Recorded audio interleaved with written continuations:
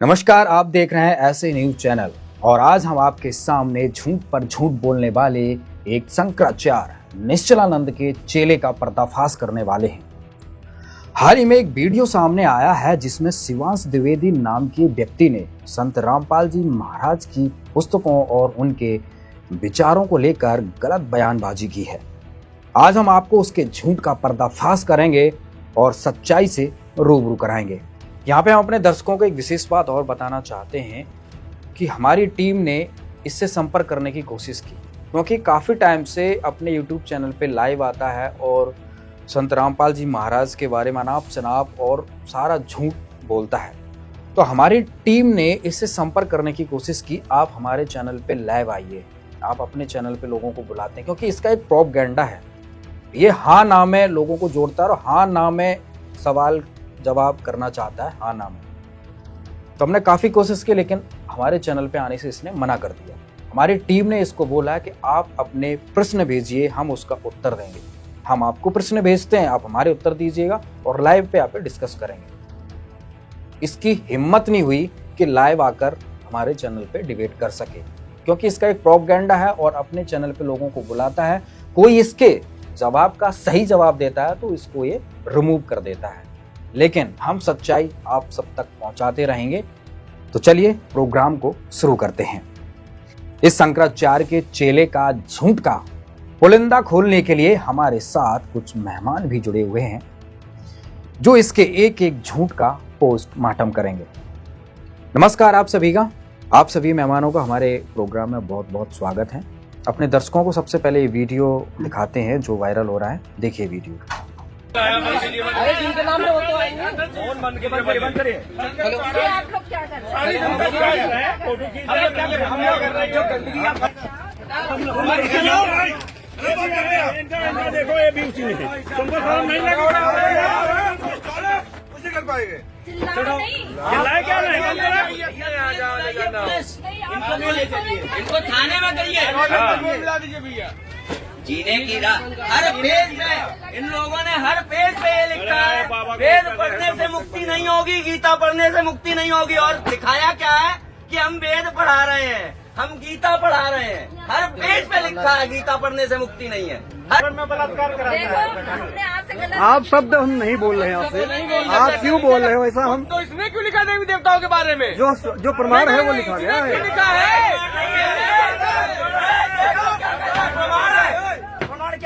देख लो क्या कह रहे हैं, प्रमाण है। आओ साक्षात करो, आओ साक्षात करो। तुम्हारे से ही ज्ञान चर्चा कर लो। हम आपकी ऊंची आवाज में नहीं बोल रहे भाई साहब, आप कैसे बात कर रहे हैं? प्रमाण है?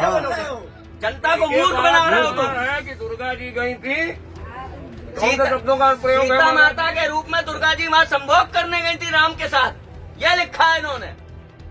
ऐसा नहीं लिखा, ऐसा नहीं लिखा है। मर जाएंगे अगर ये नहीं बिकने देंगे, समझे? ये जो पार्वती माता के बारे में गंदा गंदा लिखा उसको बेच रहे हो। हिंदू नहीं है क्या? ये शर्म नहीं है? ये लोग हिंदू कलंक है हिंदू के नाम पर। क्या परिभाषा हिंदू की? बोल। कबीरदास जी का फोटो लगा करके कैसे बात करें? वो इसलिए बात करो, फंस गए हो। अभी अपने में होते धनाना अनाना में तब बताते हमको। पार्वती माता राम के पास इसलिए जाती है कि उनको संभोग करना है, और ये पुण्य कर रहे हैं, ये जेल धाम निवासी। निवेदन न करिए। अरे ये स्टॉल लगने क्यों नहीं थे? आप लोग क्या पढ़े लिखे नहीं है क्या? नहीं है, भूल लीजिए। हिंदू परिषद बजरंग दल से है, मैं जिले का पदाधिकारी हूँ, आपका प्रखंड के है, ढूंढ लीजिए। ये माता दुर्गा के साथ बलात्कार लिखा है, ये देखो, ये देखो। कब हुआ बलात्कार? दिखाओ प्रमाण। ऊपर से आप कह रहे हैं प्रमाण है आपके पास, ये प्रमाण प्रमाण कह रहे हैं, प्रमाण है हमारे पास। बहुत बड़ी होती है। आप बात करो। जब से इसकी ये वीडियो आई है उस समय से संत रामपाल जी महाराज के भक्तों में काफी आक्रोश है और बहुत सारे वीडियो संत रामपाल जी महाराज के भक्तों ने यूट्यूब पर डाल भी रखे हैं और बखूबी से इसको धोया भी है। हमारे पास भी बहुत सारी क्वेरीज, हमारे पास भी बहुत सारे मैसेज प्राप्त हुए कि इसको एक्सपोज किया जाए। दर्शकों, इस वीडियो में जो भी इसके द्वारा आरोप लगाए गए हैं, जो भी इसने बातें बोली हैं, वो सभी का पॉइंट टू पॉइंट पोस्टमार्टम करेंगे। तो शुरू करते हैं। सबसे पहले सवाल हमारा कुलदीप जी आपसे है। जिस प्रकार से ये आरोप लगा रहा है वीडियो में कि संत रामपाल जी महाराज ने अपनी किताबों में लिखा है कि बलात्कार किया है, दुर्गा के साथ बलात्कार किया है, क्या सच्चाई है इस बात में? अभिषेक जी, आपका बहुत बहुत धन्यवाद, आपने ये मुद्दा उठाया। पिछले 4-5 महीने से मैं YouTube देख रहा हूँ और कहीं ना कहीं शिवांश की कोई ना कोई वीडियो आ जाती है।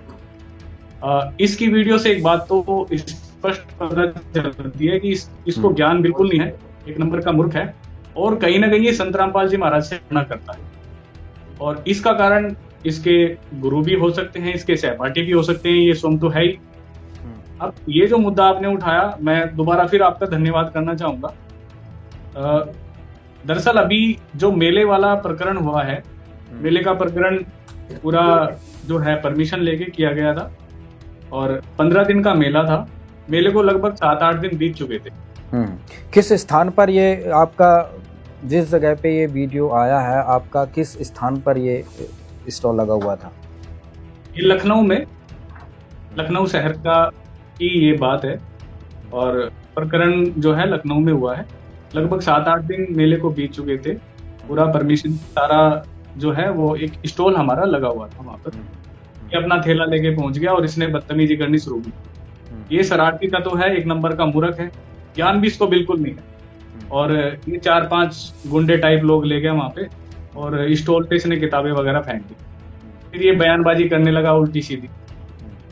अब आपने जो प्रश्न किया, मैं सबसे पहले उसी का जवाब देना चाहूंगा। जी जी बिल्कुल। इसने कहा कि दुर्गा जी के साथ बलात्कार किया। पहले तो हम, हमारे लिए जो है वंदनीय है दुर्गा माता जी, हम उनके बारे में ऐसा शब्द कैसे बोल सकते हैं? संत रामपाल जी महाराज भी नहीं बोल सकते। जी जी। दरअसल इसने किताब को पढ़ा नहीं। इसका उद्देश्य था वहां पे झगड़ा करवाना, गलत तरीके से बयानबाजी करके लोगों को इकट्ठा करना, क्योंकि भोली जनता है, उनको अभी पता नहीं है। बिल्कुल। तो इसने बोला बलात्कार किया है। तो मैं आपको वो प्रमाण दिखाना चाहूंगा, उस पुस्तक में लिखा क्या है और ये बोल क्या रहा है। मेरे को लग रहा है इसको हिंदी भी नहीं आती। ये वही पुस्तक है ज्ञान गंगा। इसमें सृष्टि रचना एक प्रकरण है, इसमें दरअसल लिखा हुआ है। अब इसने मानी नहीं, परंतु ज्योति निरंजन ने प्रकृति देवी की एक भी प्रार्थना नहीं सुनी तथा अपनी शब्द शक्ति द्वारा नाखूनों से स्त्रीन्द्री लगा दी तथा बलात्कार करने की ठानी। यहाँ पे ठानी शब्द है। जी जी। बलात्कार किया नहीं, बलात्कार करने की ठानी, दोनों में अंतर है। जी। और दुर्गा माता ने अपनी इज्जत के लिए मुख से प्रवेश कर गई। अब इस मूर्ख को ये नहीं समझ में आया कि बलात्कार किया नहीं है, बलात्कार करने की ठानी। तो यहाँ पे तो संत रामपाल जी महाराज दुर्गा माता की महानता बता रहे हैं कि उन्होंने समर्पण नहीं किया, अपने आप को बचाया, तो वो तो शूरवीर हुई। दर्शकों, यही प्रसंग संत रामपाल जी महाराज ने अपने सत्संगों में सृष्टि की रचना कैसे हुई, ये जानकारी देते हुए इस प्रकार बताया है। उसकी एक वीडियो बनाई गई है जिसकी हेडिंग है संपूर्ण सृष्टि रचना। इससे कुछ अंश दिखाते हैं। इस वीडियो का लिंक हमने डिस्क्रिप्शन बॉक्स में दे दिया है, कृपया इसको वहां पूरा देख सकते हैं। अब देखें इसी प्रकरण पर सत्संग का वो अंश। सहजदास पिताजी के आदेश को श्रोधार्य करके अपनी बहन श्री दुर्गा को साथ लेकर ज्योति निरंजन के पास आ गया, यानी क्षर पुरुष के द्वीप में चला गया, उस लोक 21 ब्रह्मांडों में। उससे कहा कि ये बहन है और इस बहन के शरीर में परमात्मा ने सभी आत्माओं को प्रवेश कर दिया है। अब सहजदास ने क्षर पुरुष से कहा कि पिताजी ने ये बहन भेजी है दुर्गा, इस श्री देवी के शरीर में वो सभी आत्माएं प्रवेश कर दी हैं और इसको परमेश्वर कबीर देव जी ने वरदान दे दिया है कि जितने जीव तू चाहेगा ये वचन से उत्पन्न कर देगी। ऐसा कहकर के वो सहजदास उस लड़की को वहां छोड़कर वापस आ गया। अब सहजदास के आ जाने के उपरांत वहां पर प्रकृति देवी और ये ज्योत निरंजन अर्थात क्षर पुरुष ये दोनों रह गए। अब लड़की युवा होने के कारण उसका रूप रंग निखरा हुआ था। अब ज्योत निरंजन यानी क्षर पुरुष के मन में दोष उत्पन्न हो गया। अकेली युवा लड़की को देखकर उसने उस लड़की के साथ, दुर्गा के साथ, श्री देवी के साथ दुर्व्यवहार करना चाहा। तो प्रकृति देवी ने बार बार कहा कि ज्योत निरंजन तू ऐसा कर्म ना कर, मैं आपकी बहन हूं, आप मेरे बड़े भाई हो। आपकी उत्पत्ति परमेश्वर कबीर देव जी से, सतपुरुष से, अंडे से हुई, उसके बाद हमारी भी उत्पत्ति उसी परमेश्वर ने की। आप मेरे बड़े भाई हो, मैं आपकी छोटी बहन हूं, आप मेरे साथ ये जुल्म ना करो। बहुत विनय करी, लेकिन इस क्षर पुरुष में इतना काम वासना बढ़ गई, इतना रजोगुण प्रभावित हो गया कि इसने एक नहीं सुनी, ना कोई मान मर्यादा रखी और लड़की के साथ इसने बलात्कार करने की चेष्टा की। अभद्र तरीके से मुंह खोल रखा था। दुर्गा ने यानी प्रकृति देवी ने सूक्ष्म रूप बनाया, इसके मुंह में पेट में शरण ग्रहण की। वैसे तो कहीं भागे जान नहीं दे सकता था, पता था उसको। अपनी इज्जत रक्षा के लिए, अपने कौमार्य की रक्षा करने के लिए इसने पेट में शरण चली गई।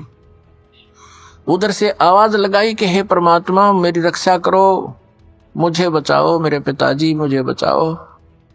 परमात्मा को पता था कि इनके साथ ऐसा होगा, क्योंकि हम परमात्मा परमेश्वर जी के बार बार मना करने पर भी हम इससे अपना मन नहीं हटा सके थे। परमेश्वर ने स्वयं अपने पुत्र जोगजीत का रूप धारण किया और वहां प्रकट हो गए। लड़की को, दुर्गा को उसके पेट से निकाला, शरीर से बाहर निकाला और कहा कि ज्योत निरंजन सुन ले आदेश परम पिता का, तूने इस अच्छे लोक में ऐसा जुल्म किया है, तू पहला व्यक्ति है।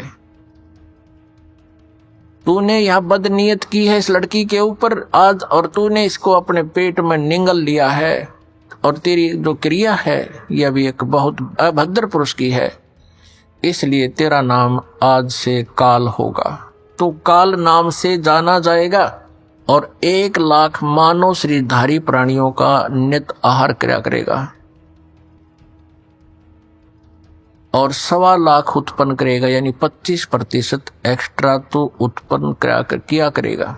दर्शकों, संत रामपाल जी महाराज ने सृष्टि रचना के इस प्रसंग में प्रकृति देवी को काल ब्रह्म के पेट से निकालने का जो वृतांत सूक्ष्म वेद से सुनाया है, इसका प्रमाण संक्षिप्त शिव पुराण गीता प्रेस गोरखपुर से प्रकाशित अध्याय 6 के पृष्ठ 120 और 121 पर भी मिलता है। ब्रह्मा जी अपने पुत्र नारद को कहते हैं कि जो मूर्ति रहित परम ब्रह्म है, यानी जो कभी किसी के सामने नहीं आता, वो भगवान सदाशिव हैं। अर्वाचीन और प्राचीन विद्वान उन्हीं को ईश्वर कहते हैं। उस समय एकाकी रहकर स्वेच्छानुसार विहार करने वाले उन सदाशिव ने अपने विग्रह से स्वयं ही एक स्वरूपभूता शक्ति की सृष्टि की, यानी उस सदाशिव के पेट से एक शक्ति निकली जो उनके श्रीअंग से कभी अलग होने वाली नहीं थी। उस पराशक्ति को प्रधान, गुणवती, माया, बुद्धि तत्व की जननी तथा विकार रहित बताया गया है। वह शक्ति अंबिका कही गई है। उसी को प्रकृति, सर्वेश्वरी, त्रिदेव जननी यानी ब्रह्मा विष्णु महेश की माता भी कहते हैं, नित्या और मूल कारण भी कहते हैं। सदाशिव द्वारा प्रकट की गई उस शक्ति की 8 भुजाएं हैं। दर्शकों, ये अष्टांगी अर्थात दुर्गा देवी है। और सदाशिव कौन है, ये देखिए पृष्ठ 121 पर। जो सदाशिव हैं वो अपने सारे अंगों पर भस्म रमाए रहते हैं। उन काल रूपी ब्रह्म ने, दर्शकों इस पर गौर कीजिए, ये काल रूपी ब्रह्म वही है जिसके पेट से परमात्मा ने प्रकृति देवी को निकाला था। इस काल रूपी ब्रह्म ने एक ही समय शक्ति के साथ शिवलोक नामक क्षेत्र का निर्माण किया था। यहां स्पष्ट है कि सदाशिव ही काल रूपी ब्रह्म है, जिसके पेट से प्रकृति देवी निकली। इसकी बहन के साथ अगर कोई रेप करने की कोशिश करेगा तो क्या वो अपनी इज्जत की रक्षा नहीं करेगी? और वो अपनी इज्जत की रक्षा करके अगर भाग गई वहां पे, फिर भी ये उसको बोलेगा कि तू तो बदचलन है। बिल्कुल ठीक है, वो तो सूरवीर हो गई। तो इतना भी ज्ञान नहीं है उसमें, पुस्तक में लिखा क्या है। ठीक है, और इस तरह के लोग, इन्होंने दरअसल एक एजेंडा बना लिया है कि संत रामपाल जी महाराज को बदनाम करना है, उनके शिष्यों को बदनाम करना है। अरे भाई, इस पुस्तक में ऐसा कुछ भी नहीं लिखा है। लगभग 3 कोर्ट में ये पुस्तक, 3 कोर्ट से फैसला आया हुआ है। इस पुस्तक में कुछ भी गलत नहीं लिखा है। जो भी लिखा है सदग्रंथों के आधार पे लिखा है। मतलब जो प्रकरण आप बता रहे हैं उससे स्पष्ट हो रहा है कि जो दुर्गा जी हैं, माता दुर्गा जी हैं, उसके साथ में जो आप जिसको ब्रह्म बता रहे हैं, काल बता रहे हैं, उसने बलात्कार करने के लिए कोशिश की। मतलब उसके साथ जबरदस्ती संबंध बनाने की कोशिश की, लेकिन किया नहीं ऐसा। किया नहीं है, कोशिश की है उसने। और ये 50 लोगों के बीच में जी ये सिंपल सा वैसे ही है। मैं माफी चाहूंगा बीच में बोलने के लिए कुलदीप से भी। ये सिंपल वैसे ही है जैसे भस्मासुर नामक राक्षस की नीयत खराब थी, पार्वती जी के साथ जबरदस्ती करना चाहता था जी। अब यहाँ कसूर भस्मासुर का है या पार्वती जी का है? जी और जबरदस्ती को अगर कोई बलात्कार का नाम दे या बलात्कार साबित करना चाहे तो क्या वो साबित करने वाला व्यक्ति अपराधी है या पार्वती जी अपराधी? और क्या ये प्रकरण हमारे शास्त्रों में, हमारे ग्रंथों में इतना कितनी बार आया है? जैसे दुशासन पाया है, द्रौपदी को नंगी करना चाहा, बहुत सारे प्रकरण में जबरदस्ती करना चाहा। ये सिंपल वैसे ही तो है कि काल ब्रह्म ने दुर्गा जी के साथ जबरदस्ती करने की कोशिश की। अब कोशिश को बलात्कार साबित कर रहा है ये मूर्ख व्यक्ति। बोलिए कुलदीप जी। मैं एक बार हाँ जी वीरदास जी, हाँ जी वीरदास जी बताइए आप। बलात्कार के बारे में मैं एक प्रकरण और सुनाता हूँ आपको।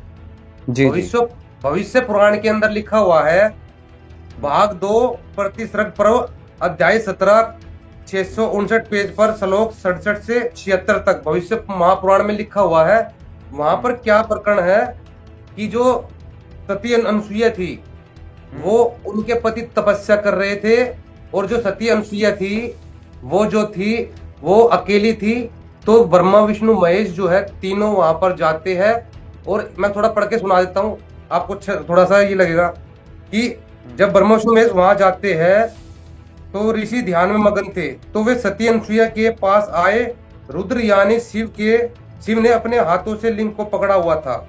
विष्णु उसमें रसवर्धन कर रहे थे और ब्रह्मा अनसुईया को देख कामुक हो गए। तब तीनों देवता ने कहा कि हे सुंदरी, हमें रति क्रिया प्रदान करे, अन्यथा हमारे प्राण निकल जाएंगे। तो पतिव्रता अनसुईया ने कोई जवाब नहीं दिया। तो तीनों ने उनके साथ बलात् मैथुन करने का प्रयास किया। यानी तीनों ने बलात् मैथुन क्रिया करने का प्रयास किया अनसुईया के साथ में। तो आगे क्या हुआ? अब यहाँ पे बलात् शब्द आ रहा है। तो वो फिर आगे क्या हुआ? सती अनसुईया क्रोधित हो गई और उन्होंने जो है तीनों को श्राप दे दिया। श्राप क्या दिया कि तुम काम मोहित भविष्य में मेरे पुत्र होगे। ठीक है, महादेव का लिंग, ब्रह्मा का सिर और विष्णु का चरण मनुष्यों के द्वारा पूजित है। तो अब इस मूर्ख से कोई पूछे, इस अंग्रेज से, अरे भाई तू एक बात बता, ये भविष्य पुराण में लिखा हुआ है तीनों देवताओं ने बलात्कार करने की कोशिश की सती अनसुईया के साथ में। तो क्या सती अनसुईया का क्या दोष था? वो बलात्कार नहीं कर पाए, उससे पहले सती अनसुईया ने उनको श्राप दे दिया। फिर तीनों ने माफी मांगी जी। फिर तीनों ने सती अनसुईया से माफी मांगी तीनों ने कि हमें माफ कर दो। फिर उन्होंने कहा कि मेरा श्राप जब खत्म होगा जब तुम तीनों मेरे पुत्र रूप में पैदा होगे। तो दत्तात्रेय विष्णु जी के, दत्तात्रेय जो थे विष्णु जी के अवतार थे, और दुर्वासा जो शिव जी के अवतार थे, इनके पुत्र हुए तीन ये। जिस प्रकार से आप लोगों ने प्रमाणों के साथ उत्तर दिया है उससे तो ये सिद्ध हो रहा है, जिस तरह ये 40-50 लोगों को लेके वहाँ गया और झूठ बोल रहा है लोगों के बीच में जाके, तो ये वाकई इसका एक प्रोपगेंडा था जो पब्लिक को भड़काना चाह रहा था। क्या कहेंगे विकास जी? ये दंगाई है। दंगाई जो लोग होते हैं उनका काम होता है समाज की स्थापित जो शांति स्थापित है प्रशासन की वजह से, संतों की वजह से, ऋषियों की वजह से, भक्तों की वजह से, उस शांति को ये भंग करना चाहते हैं। अब यहाँ पर देखें कि मतलब प्रशासन ने परमिशन दी है, स्टॉल लगी है, मेला चल रहा है, और इस पुस्तक में इसको क्या आपत्ति है? प्रशासन को आपत्ति नहीं। प्रशासन कोई मूर्ख तो है नहीं कि वो किसी भी चीज की परमिशन दे देगा। जी बिल्कुल। प्रशासन परमिशन देने से पहले हर प्रकार की जांच परख करते हैं। और फिर ये तो वो लोग हैं जिनको किसी भी प्रकार से कोई शांति पसंद नहीं, और इनको तो मैं कहूंगा कि ये तो टपोरी हैं। अगर 10 लड़के आके प्रशासन की परमिटेड एक स्टॉल को बंद करवा देते हैं तो मैं तो समझता हूँ प्रशासन इस पर निश्चित तौर पर कार्रवाई करेगा कि अगर इन्हीं लोगों की वजह से ये स्टॉल बंद हो जाएंगी तो फिर स्टॉल की परमिशन तो फिर लेने इनके पास जाना चाहिए ना। मैं हम एसडीएम के पास या दूसरे जो अधिकारी हैं उनके पास जाने का क्या तुक है? और ये तो 2 कौड़ी का गुंडा है।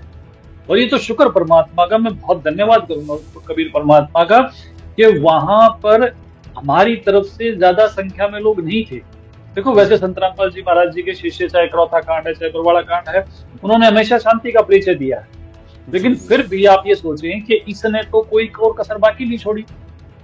एक बहन, मैं उनको भी हाथ जोड़ के प्रणाम करूंगा, उन बहन की कितनी नम्रता है, कितनी पोलाइटनेस है, उन्होंने कितने ढंग से, कितने अच्छे तरीके से इनको हैंडल किया, और इनको तो शर्म इस बात से भी नहीं आती।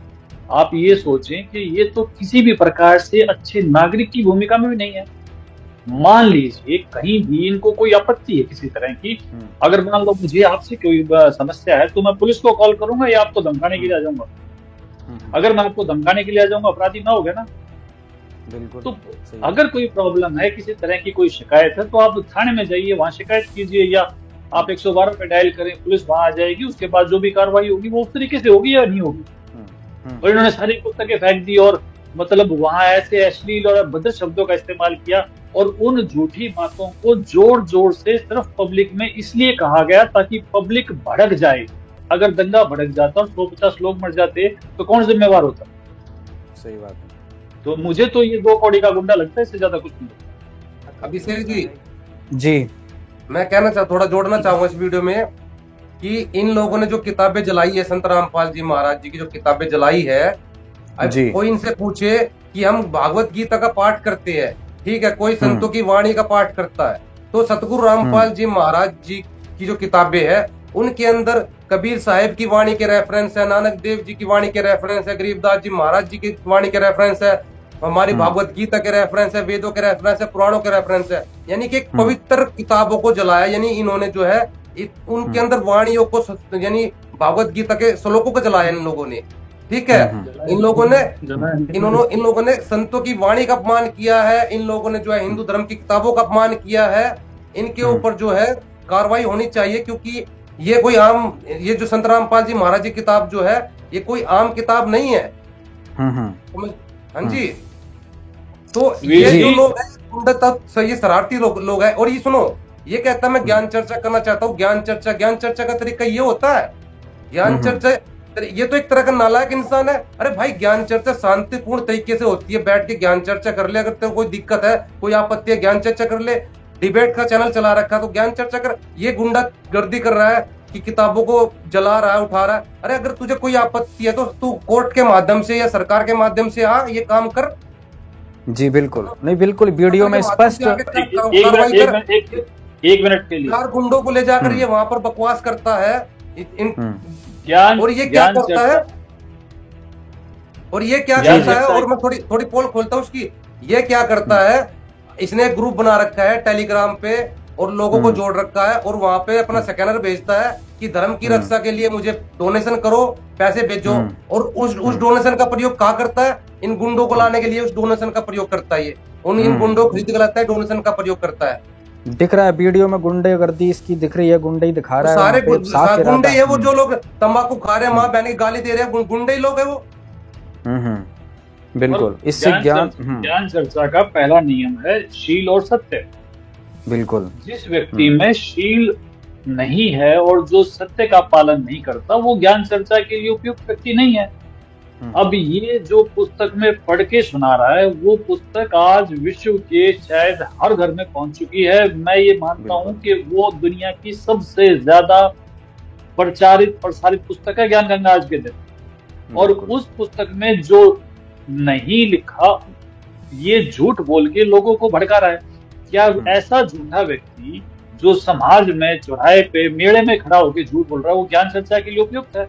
इसका और ज्ञान चर्चा का कोई संबंध नहीं, इसका और दंड का विधान है। और दंड का विधान दो तरह का है, या तो शासन का है, और नहीं तो मैं ये जानकारी देना चाहूंगा कि ये सब चीजें हमारे साथ पहले भी घटित हुई हैं, और ये परमेश्वर कबीर जी का मार्ग है। यहाँ पर कोई भी किसी प्रकार की ये संत को कुवचन बोलना या किसी प्रकार से भक्तों को तंग करना, तो उसकी एक पुस्तक है भोगेगा अपना किया रे। और उस भोगेगा अपना किया रे में नाम, रेफरेंस, गांव, अता पता सब दे रखा है कि किन किन लोगों ने क्या क्या कुकर्म किए और फिर उनका क्या हाल हुआ। और ये छोटा बच्चा है, ये नादानी ना करे, राजनीति के चक्कर में संतों को कुवचन ना बोले और अपने भविष्य का नाश ना करे। नरक गमन हो जाएगा, मुश्किल हो जाएगी, कोई पीछा नहीं छुड़वाएगा।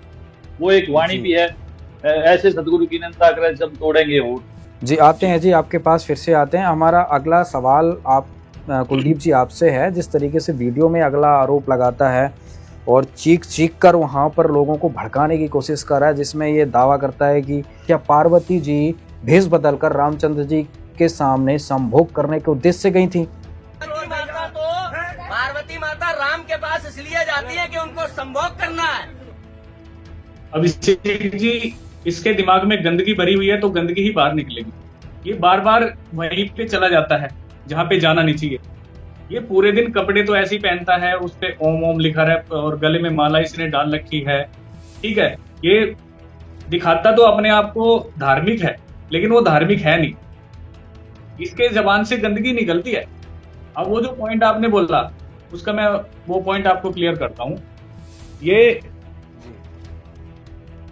एक पुस्तक है संत रामपाल जी महाराज द्वारा लिखित गरिमा गीता की। इस पुस्तक में से उसने पढ़ा, वैसे तो गरीब पढ़ के आया होगा ये, ठीक है, ये तो उपद्रव करने के उद्देश्य से आया था ना। इसके प्रश्न नंबर 89 पे मैं आपको लेके चलता हूँ जी। यहाँ पे प्रकरण है, मैं थोड़ा सा पहले सुना देता हूँ वो मैटर क्या है, तभी वो समझ में आएगा। हाँ जी, हाँ जी, बिल्कुल। जब श्री रामचंद्र जी, विष्णु जी अवतार वनवास में थे, तो ऊपर से पार्वती जी ने देखा और शंकर जी से पूछा ये कौन है, ये बड़े दुखी दिखाई दे रहे हैं, रो भी रहे हैं, विलाप कर रहे हैं और मुझसे इनका दुख देखा नहीं जा रहा। शंकर जी ने कहा कि पार्वती जी आप चुप रहो, ये विष्णु जी अवतार हैं और इनकी पत्नी को कोई उठा के ले गया है, ये उनका पता जो है दर दर करके देख रहे हैं कि किधर मिल जाए जी। तो पार्वती जी बोली विष्णु जी अवतार और रो रहे हैं, ऐसा कैसे हो सकता है, मैं तो इनकी परीक्षा लूंगी कि ये विष्णु अवतार है या नहीं है। शंकर जी ने कहा पार्वती जी आप ऐसा मत करना, विष्णु जी मेरे बड़े भाई हैं, अगर आप मेरे बड़े भाई की पत्नी का रूप बना लोगे तो मेरी बड़ी भाभी हो जाओगी, मेरी माँ समान हो जाओगी, फिर मैं आपको पत्नी रूप में स्वीकार नहीं कर पाऊंगा, ये गलत काम बिल्कुल मत कर देना, मैं आपको ये चेतावनी देता हूँ, गलत हो जाएगा वो। पार्वती जी बोली ठीक है, नहीं करूंगी। सामने से तो बोल दिया शंकर जी, चले गए कहीं, वो पार्वती जी आ गई फिर सीता माता का रूप बना के कि कोई बात नहीं इतनी बड़ी। अब यहाँ पे संत रामपाल जी महाराज हमें ये समझाना चाहते हैं कि हमारी जो बुद्धि है ना, ये काल के वश है, ठीक है। पहले तो पता नहीं था रामचंद्र जी को कि कौन उठा के ले गया मेरी पत्नी को, और फिर सामने सीता जी रूप में बन के आई जो पार्वती जी, उनको पहचान लिया कि ये तो पार्वती जी आ गई। उन्होंने पहचान लिया कि आप पार्वती जी, आप शंकर जी को कैसे छोड़ के आ गई। तो वो जो प्रकरण है वो किस तरह से लिखा है और इसने कैसे पेश किया है, वो मैं आपको पढ़ के सुना देता हूँ जी। यहाँ पे पार्वती जी कह रही है, प्रश्न नंबर 89 पे मैं पढ़ रहा हूँ जी। बिल्कुल। इनको आप भगवान कह रहे हो। भगवान शिव बोले पार्वती आप नहीं जानती, यह भगवान विष्णु के अवतार रामचंद्र जी हैं, इनकी पत्नी को कोई उठा के ले गया है, इसलिए विलाप कर रहे हैं, तलाश कर रहे हैं। उमा बोली भगवान कभी रोते हैं क्या, मैं तो इनकी परीक्षा लूंगी। परीक्षा शब्द लिखा है, तब इसको प्रणाम करूं। भगवान शिव बोले परीक्षा मत लेना, ठीक है। उमा ने उपरले मन से कहा कि अच्छा परीक्षा नहीं लूंगी, परंतु शिव जी के दूर जाते ही छिपकर सीता माता का रूप बनाकर यह सोचकर कि मुझे सीता जानकर प्यार व संतोष करेगा, ठीक है, और श्री रामचंद्र जी के सामने आ गई। अब ये इस पे संतोष शब्द पे बहुत ज्यादा कूद रहा है कि प्यार व संतोष करेगा। संतोष का मतलब है कि किसी चीज को पाके संतोष हो जाना, संतुष्टि कर लेना कि हाँ भाई मुझे कोई चीज मिल गई। मान लो मुझे प्यास लगी हुई है, ठीक है, मैं जैसे मुझे बड़ी प्यास लगी है और जैसे मैं पानी पी लूंगा तो मुझे संतुष्टि हो जाएगी, हाँ भाई मैंने पानी पिया है। एक अन्य उदाहरण से समझते हैं, जैसे माता है, उसके 2 बच्चे स्कूल से आए, जैसे वो खाना खा लेते हैं उसको संतोष हो जाता है, हाँ मेरे दोनों बच्चों ने खाना खा लिया, ठीक है। अन्य बहुत सारे ऐसे उदाहरण है संतोष के। अब ये हिंदी की बात इतना भी नहीं समझेगा तो कहते मूर्ख है। इसने, क्योंकि इसके दिमाग में गंदगी भरी है, इसने उस संतोष को सेक्सुअल सेटिस्फैक्शन के इक्वल कर दिया, ठीक है, क्योंकि दिमाग में गंदगी भरी है। नहीं, आपने बहुत ही अद्भुत जानकारी दी है। जब आपकी पुस्तक में आपने पढ़ के बताया, जब ये जिक्र है ही नहीं है कि भाई पार्वती जी रामचंद्र जी के सामने संभोग करने के उद्देश्य से गई हैं, वहाँ पे तो प्यार और संतोष वाली बातें लिखी हैं जिस तरीके से आपने दिया, तो इस तरीके का जो संभोग वाला नाम ये वहाँ पे बार बार पब्लिक के सामने ले रहा है और एक तरीके से पब्लिक को भड़काने की कोशिश कर रहा है, तो इसके पीछे का उद्देश्य क्या हो सकता है? यहाँ पर वीर जी आपसे मैं जानना चाहता हूँ, क्या कहना है इसमें? जब इस तरीके का मामला कुछ था ही नहीं तो फिर इस तरीके से क्यों वहाँ पे उछल कूद कर रहा है? अभिषेक जी, ये जो है एक गंदी सोच का गंदा कीड़ा है। वहां पर केवल ये जनता को भड़काने के लिए गया था। इसका उद्देश्य है जनता को भड़काना और संत रामपाल जी महाराज जी के स्टॉल को बंद करवाना। अब कोई मूर्ख से पूछे, अरे भाई कौन सी डिक्शनरी में लिखा हुआ है संतोष का अर्थ होता है सेक्स होता है, संभोग होता है? दिखा कौन सी डिक्शनरी में लिखा हुआ है? अरे नालायक इंसान, कौन से मास्टर ने पढ़ा तेरे को? तू अपने मास्टर को भी बुरा गाली दिलवाएगा क्यों? जो जिस मास्टर ने पढ़ाया वो भी देखेगा तो वो कहेगा कि संतोष का अर्थ मैंने संभोग का पढ़ा दिया। उसमें लिखा हुआ है कि जब पार्वती माता जो है, जब सीता का रूप बनाकर राम जी के पास गई तो राम जी मुझे प्यार करेगा और संतोष करेगा, यानी संतोष करने का मतलब है राम जी संतोष कर लेंगे कि मेरी सीता मुझे मिल गई, बस इतनी सी बात थी। लेकिन इस गंदी सोच के गंदे कीड़े ने क्या सोचा कि वो संतोष यानी संतुष्ट करना। अब संतुष्ट करने का मतलब भी ये नहीं होता कि भी संभोग होता है। हाँ, अगर यहाँ वहां ये लिखा होता फिजिकली यानी शारीरिक रूप से संतुष्ट करना, एक अलग अलग अलग वे में लिखा होता कि भाई वो शारीरिक रूप से संतुष्ट करेंगे या कुछ और करेंगे तो अलग मान सकते थे। लेकिन संतुष्ट करने का मतलब ये नहीं होता कि वो संभोगी करेंगे। तो ये एक गंदी सोच का गंदा कीड़ा है, इसके दिमाग में गंद भरा हुआ है और इससे ज्यादा कुछ नहीं है। संत रामपाल जी महाराज जी की किताबों को अश्लील किताबें बता करके मात्र जनता को भड़काना था और संत रामपाल जी महाराज जी के स्टॉल को बंद करवाना था। इसकी ये मूर्खता थी। जी विकास जी क्या कहेंगे? दरअसल अभिषेक जी क्या है कि ये राक्षस प्रवृत्ति का व्यक्ति है, इसका भगवान से, आस्तिकता से, इंसानियत से कोई लेना देना नहीं है। यहाँ तो ये पार्वती माता का भी जबरदस्ती, यहाँ ये सदगुरु रामपाल जी महाराज जी का अपमान नहीं कर रहा, यहाँ ये पार्वती माता का अपमान कर रहा है, यहाँ ये विष्णु रूप में आए श्री राम जी का अपमान कर रहा है। ये बातें किसी भी पुत्र को अपनी माँ के बारे में कहते हुए लाख बार सोचना चाहिए, शर्माना चाहिए, उसको डूब मरना चाहिए। अगर तुम्हें झूठ भी बोलनी है, अपनी दुकान भी चलानी है, तो कम से कम अपनी माता की नीयत पे तो शक ना करो। पार्वती हमारी माता है ना, पार्वती इसकी भी माता है और इसने अपनी माता को बदनाम कर दिया मात्र इसलिए ताकि इनकी दुकान चल सके। और अभिषेक जी, इन पंडों का मामला जो है ना, ये 600 साल से यूं ही चल रहा है। पहले कबीर जी 600 साल पहले आए और उन्होंने कबीर जी ने इनकी बखियां उधेड़ दी। क्या वेद क्या पुराण ज्ञान जानते हो, कबीर जी की महिमा कहने के लिए तो शब्द ही नहीं है। तो इन पंडों ने क्या किया, वहां भी अपनी दुकान चलाने के लिए कबीर जी पर झूठे मन गढ़ंत आरोप लगाए और ऐसे ऐसे इन्होंने आरोप लगाए जिसका ये एक एग्जाम्पल है। और ये एग्जाम्पल आप खुद देखो, इसने अपनी माँ की नीयत पे शक कर लिया सिर्फ इसलिए कि सतगुरु रामपाल जी महाराज जी को बदनाम कर सके। और ऐसे ही उस समय में पंडे करते थे कबीर जी को बदनाम करने के लिए। लेकिन आज डिजिटल जमाना है, लोग पढ़े लिखे हैं, कबीर परमात्मा की दया से सब पुस्तकें आज ऑनलाइन है और इसी कारण ये धंधा नहीं बढ़ सका। अगर ये 600 साल पहले की स्थिति होती तो एक ऐसा महाभारत खड़ा हो जाता जिसमें पार्वती माँ को बदनाम करने और विष्णु जी की नीयत पे उंगली उठाने के जुर्म में पता नहीं कितने लोग मारे जाते हैं। और ये तो बहुत घिनौना पाप है, लेकिन ये परमात्मा की दया से ये आज नहीं चल सकता। इन पंडों का समय जा चुका है। इन्होंने उस जनता को बहुत मूर्ख बनाया जब जनता अनपढ़ थी। आज जनता पढ़ी लिखी है। और सबसे बड़ी बात, संत रामपाल जी का सत्संग 10-12 चैनल्स पे आता है और करोड़ों लोग उनके शिष्य हैं। और आज संत रामपाल जी के बारे में हर व्यक्ति ये जानता है कि संत रामपाल जी का ज्ञान सत्य और प्रमाणिक है। और इन सब कारणों से वहां पर झगड़ा नहीं हुआ, मात्र ये उस स्टॉल को ही बंद करा पाया, जो इसका उद्देश्य तो काफी बड़ा था, लेकिन परमात्मा के कारण ये अपनी चाल में सक्षम नहीं रहा। अब आप खुद देखो, ये जो वीडियो वायरल हुई है, इस वीडियो में ज्ञान गंगा पुस्तक है। अब ये वायरल हुई है, लोगों ने ज्ञान गंगा को खोल के देखा है। 1 मिनट में पूरी दुनिया इसको ये देख रही है कि ये व्यक्ति झूठा है और इसकी नीयत इतनी ज्यादा खराब है। और इस वीडियो के कारण ये सजा का अधिकारी भी है और सामाजिक बहिष्कार का भी अधिकारी हो चुका है। आज हर व्यक्ति के मन में इस व्यक्ति के प्रति घृणा उत्पन्न हो चुकी है। जी, बहुत ही अच्छे से आपने हमारे इस सवाल का उत्तर दिया। उम्मीद है जो दर्शक हमारे देख रहे हैं, इस मूर्ख व्यक्ति जो शंकराचार्य का चेला है, शिवांश द्विवेदी, हालांकि इसकी वीडियो से प्रतीत होता है कि ये महामूर्ख ही है, जिसमें बोलने की अक्ल ना हो, बात करने का लहजा ना हो, वो किस प्रकार से एक भक्त कहलाया जा सकता है। अगला सवाल मेरा आपसे है विकास जी, जिस तरीके से ये वीडियो में चीख रहा है कि संत रामपाल जी महाराज ने किताबों में गंदा लिख रखा है, तुम्हें शर्म नहीं आती है, तो क्या गंदा लिखा हुआ है किताबों में, संत रामपाल जी महाराज की किताबों में? जिस प्रकार से आपने अभी हमारे सवालों के जवाब दिए, जिस प्रकार से इसने आरोप लगाए थे, तो मुझे तो ऐसा कहीं नहीं दिखा कि किसी भी प्रकार का पुस्तक में कोई गलत बात लिखी हो, गलत स्टेटमेंट दिया गया हो। ये जो पार्वती माता के बारे में गंदा लिखा उसको बेच रहा हूँ। ये किस गंदेपन की बात कर रहा है, क्या आप स्पष्ट करेंगे विकास जी? देखिए अभिषेक जी, इसने इन शब्दों का प्रयोग सिर्फ दंगा भड़काने के लिए, जनता को लड़वाने के लिए किया है।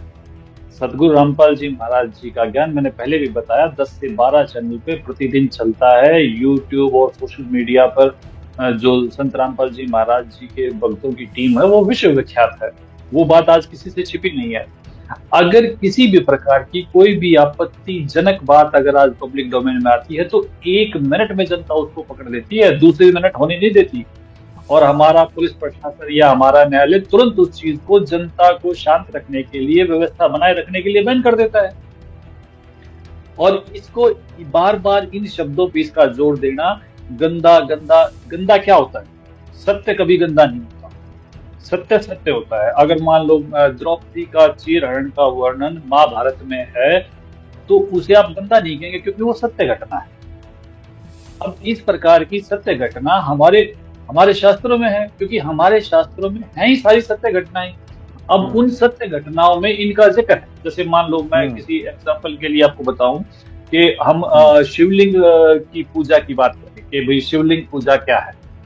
अगर मान लो शिवलिंग पूजा की हम बात करें तो ये सब चीजें आज शिवलिंग के रूप में हर मंदिर में, हर शंकराचार्य, सब चीजें पूजी जा रही हैं। अब शिवलिंग पूजा क्या है कि शिव पुराण के कोटि रुद्र संहिता प्रश्न नंबर 25 से 28 पर लिंग रूप कारण वर्णन नामक 12वें अध्याय के श्लोक नंबर 1 से 54 में बताया गया है कि श्री व्यास जी के शिष्य श्री सूत जी से ऋषियों ने प्रश्न किया कि हे सूत जी, शिवलिंग की पूजा के विषय में जैसा आपने सुना है वैसा बताओ। ऋषि सूत जी ने क्या जवाब दिया आप वो सुनिए कि जैसा कहता हूं सुनो। दारुवन में शिव भगत ऋषि रहते थे, वे निरंतर शिव जी का पूजन करते थे। उनकी पत्नियां भी उनके साथ उसी वन में रहती थी। कुछ ऋषिजन एक दिन हवन की लकड़ी लेने के लिए दारुण वन में आए और इसी अंतर में एक व्यक्ति नग्न अवस्था में उस वन में आया और अपने लिंग यानी कान को हाथ में पकड़कर कामी पुरुष अर्थात व्यभिचारी की तरह निर्लज होकर हिला हिलाकर अश्लील हरकतें करने लगा। ये मैं शिव पुराण पढ़ के सुना रहा हूँ, मेरा इसमें अपना कुछ नहीं है। उसे देखकर उस वन की स्त्रियां उसके पास आई और वे उसके लिंग को पकड़कर हिलाने लगी, उसको छूने लगी, कुछ आलिंगन करने से प्रसन्न हुई। उसी समय ऋषि आ गए और उन ऋषियों ने कहा कि तू ऐसा बेशरम करने वाला कौन है तेरा लिंग धरती पर गिर जाए, उस समय उसका लिंग भूमि पर गिर गया, जलने लगा, तीनों लोकों में जलता हुआ गया। उसको शांत करने के लिए पार्वती की स्तुति की गई और उससे कहा गया कि आप योनि लिंगी अर्थात मैं बताऊं लिंगी को प्राइवेट पार्ट ऑफ वुमेन बन जाओ। पार्वती जी ने योनि को धारण किया और उस जलते हुए लिंग को उस योनि में डाला गया, तब वह शांत हुआ। उसके पश्चात उस शिवलिंग की ऐसी मूर्ति जिसमें स्त्री योनि में लिंग प्रविष्ट हो, पत्थर की बनाकर स्थान स्थान पर कर पूजा शुरू हुई। ये शिव पुराण पढ़ा है मैंने जी। इसको क्यों बिकने देता है? ये कहता है कि मैं ज्ञान गंगा को बिकने नहीं दूंगा। ये शिव पुराण बिक रहा है और ये कौन है ये घोषणा करने वाला कि क्या बिकेगा और क्या नहीं बिकेगा? नहीं, ये तो बहुत अद्भुत जो चीज आपने विकास जी शिव पुराण से बताई, ये तो बहुत ही अद्भुत अचरज वाली बात है। जिस प्रकार से ये संत रामपाल जी महाराज की किताबों को गंदा बता रहा है, ना कि उसमें ऐसा कोई गंदी बात लिखी थी, ना ऐसा कोई उसमें जिक्र है। और शिव पुराण से आपने बताया तो इस प्रकार की गंद का विरोध नहीं करता है क्या? देखो, मैं इसको भी गंदा नहीं कहूंगा। ये एक घटना घटी जहां से शिवलिंग की पूजा शुरू हुई। ये जो कुछ लोग कहते हैं कि शिवलिंग का मतलब शिव चिन्ह है, चिन्ह का मतलब लिंग है, ये देखो ये सब चीजें हमारे पुराणों में क्यों लिखी है? हाँ विकास जी, मैं आपको यहाँ पर रोकना चाहता हूँ। वो एक बार इस शंकराचार्य के मंद बुद्धि चेले को कहना चाहता हूँ कि तुझे संत रामपाल जी महाराज की किताब से गंदगी दिखी कि संत रामपाल जी महाराज ने सीता के बारे में, पार्वती के बारे में ऐसा लिखा, जो कि ऐसा लिखा भी नहीं है। संत रामपाल जी महाराज के भक्तों ने, उनकी रिसर्च टीम ने हमें ये साबित करके दिखा भी दिया है। लेकिन सवाल अब तुझसे है, संत रामपाल जी की किताबों में तुझे गंदगी दिखी जो कि वो पवित्र थी, क्या तुझे शिव पुराण की ये गंदगी नहीं दिखी? ये तो तुम्हारे पंचदेवों में सबसे बड़े भगवानों में से एक शिव जी हैं, और शिवलिंग की व्याख्या जो शिव पुराण में इस तरीके से आई है, विकास जी, यदि ये समाज में अगर आज प्रचलन में आ जाए, अगर ये कथा अगर आज जनता में पता लग जाए, तो मुझे नहीं लगता कि आज से कोई भी शिवलिंग की पूजा करेगा। क्या ये सत्य है? देखिए, ऐसा है अभिषेक जी, ये जो संतों का संघर्ष रहा है, आज से पहले रहा है, हमेशा रहा है। चाहे उसमें आदरणीय पूजनीय कबीर परमेश्वर जी हैं, आदरणीय गरीबदास जी हैं, नानक जी हैं, ये संतों का संघर्ष इन पंडों के साथ ऐसे ही रहा है। संतों ने हमेशा उस व्यवस्था को नकार दिया है जो गलत है, और इन पंडों ने हमेशा उस व्यवस्था को स्थापित किया है जिससे इनकी दुकानदारी चले। तो आपको क्या लगता है, ये जो शिवलिंग की पूजा है ये मात्र दुकानदारी के लिए है? अन्यथा अगर इसकी असलियत आपने जो शिव पुराण से पढ़ी है, जो शिव पुराण जानी है, इसको जानने के बाद क्या शेष रहेगा? और ये शिव पुराण कोई आज पहली बार नहीं पढ़ा गया, ये हर घर में पढ़े जाने वाला ग्रंथ है शिव पुराण। जिस प्रकार से शिव पुराण से आपने ये शिवलिंग का जो कथा बताई है, जो विवरण दिया है, ये तो वाकई आश्चर्यजनक है। और मुझे लगता है कि इसको सुनकर, देखकर हर हिंदू शर्मिंदा होगा। क्या इस तरीके से और भी कहीं प्रकरण आता है क्या? वीर जी, आप कुछ बताएंगे हमारे दर्शकों को? हाँ जी, ऐसे प्रकरण जैसा कि विकास भाई ने बताया शिवलिंग के बारे में, तो ऐसे तो बहुत प्रकरण हमारे पुराणों के अंदर, लेकिन हमने कभी जरूरत नहीं समझी ये सब चीजें बताने की। लेकिन जैसा इस सिंहास ने जो है नालायकी दिखाई है, संत रामपाल जी महाराज जी की पवित्र पुस्तकों को इसने अश्लील पुस्तकें बता करके एक नालायकी दिखाई है, तो हमें भी थोड़ा सा मजबूरन बताना पड़ रहा है कि हम इन पुराणों के अंदर बहुत सी बातें लिखी हुई है। ठीक है, तो मैं आपको एग्जांपल देता हूँ पद्म पुराण का जी। ये देखिए, पद्म पुराण में 60 खंड है और 731 पेज पर एक अमोघा नाम की नारी को देखकर संपूर्ण लोकों के पितामह का वीर्य संकलित हो गया। अब कैसे हुआ? एक मुनि थे, उनका नाम था संतनु था। उसकी पत्नी पतिव्रता थी, और जो थी वो और युवावस्था में थी और सुंदर थी। ठीक है, तो ब्रह्मा जी जो है उनके घर जाते हैं, तो मुनि जी जो है फूल लेने के लिए बाहर गए हुए थे। तो उस अमोघा सुंदरी को देख करके ब्रह्मा जी बहुत जो ज्यादा कामुक हो जाते हैं और ब्रह्मा जी ने अपने को समाधिस्थ करके उसकी चिंता की यानी समाधित करके उसकी फोटो जैसे भी उसने अपनी आंखों के सामने लेके आया, है ना। तो उसके कारण ब्रह्मा जी का वीर्यपात उस खाट पर ही हो गया, ठीक है। अच्छा। उसके बाद ब्रह्मा जी जो है वहां से शर्मिंदा होकर शीघ्र चले गए। तो फिर उसके बाद जो वो ऋषि जी थे कुछ देर बाद वो आए, तो और जो वो उनकी पत्नी थी वो अंदर थी, तो वो उन्होंने आवाज लगाई कि बोला कि खाट पे क्या पड़ा हुआ, ये किसका वीर्य पड़ा हुआ। तो उसने देखा कि आप खुद समाधि से लगा के पता कर लो। तो उन्होंने पता लगाया, ब्रह्मा की सारी जो सोच थी पता लगी कि ब्रह्मा जी की वजह से ये ऐसा हुआ, ये उनका वीर्य है। तो उन्होंने क्या कहा कि ये जो वीर्य है ये बहुत ही तेजस है और इसको आप जो है धारण कीजिए और एक अच्छा पुत्र पैदा होगा। तो उनकी जो नारी थी उन्होंने उस वीर्य को मुंह के माध्यम से ग्रहण कर लिया। ऐसी बातें लिखी हुई है। और विष्णु जी के बारे में जैसे कि ये शिवादिवादी, मतलब यहाँ पे जो आपने बताया है तो यहाँ पे ब्रह्मा जी के बारे में बताया गया है। हाँ जी, ब्रह्मा जी के बारे में। मनुस्मृति में शूद्रों के लिए क्या क्या घटिया बातें लिखी हैं।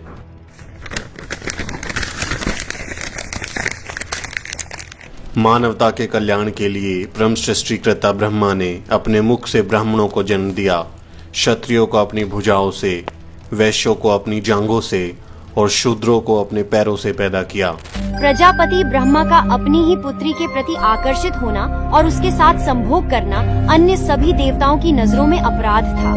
सभी ने मिलकर पापों का सर्वनाश करने वाले शिव से आग्रह किया कि ब्रह्मा ने अपनी पुत्री के लिए यौनाकांक्षाएं रखी, जो कि एक बड़ा पाप है। ब्रह्मा को उनके किए का फल मिलना ही चाहिए। क्रोध में आकर शिव ने उनके 5वें सिर को उनकी हड्डी टियाट से अलग कर दिया था।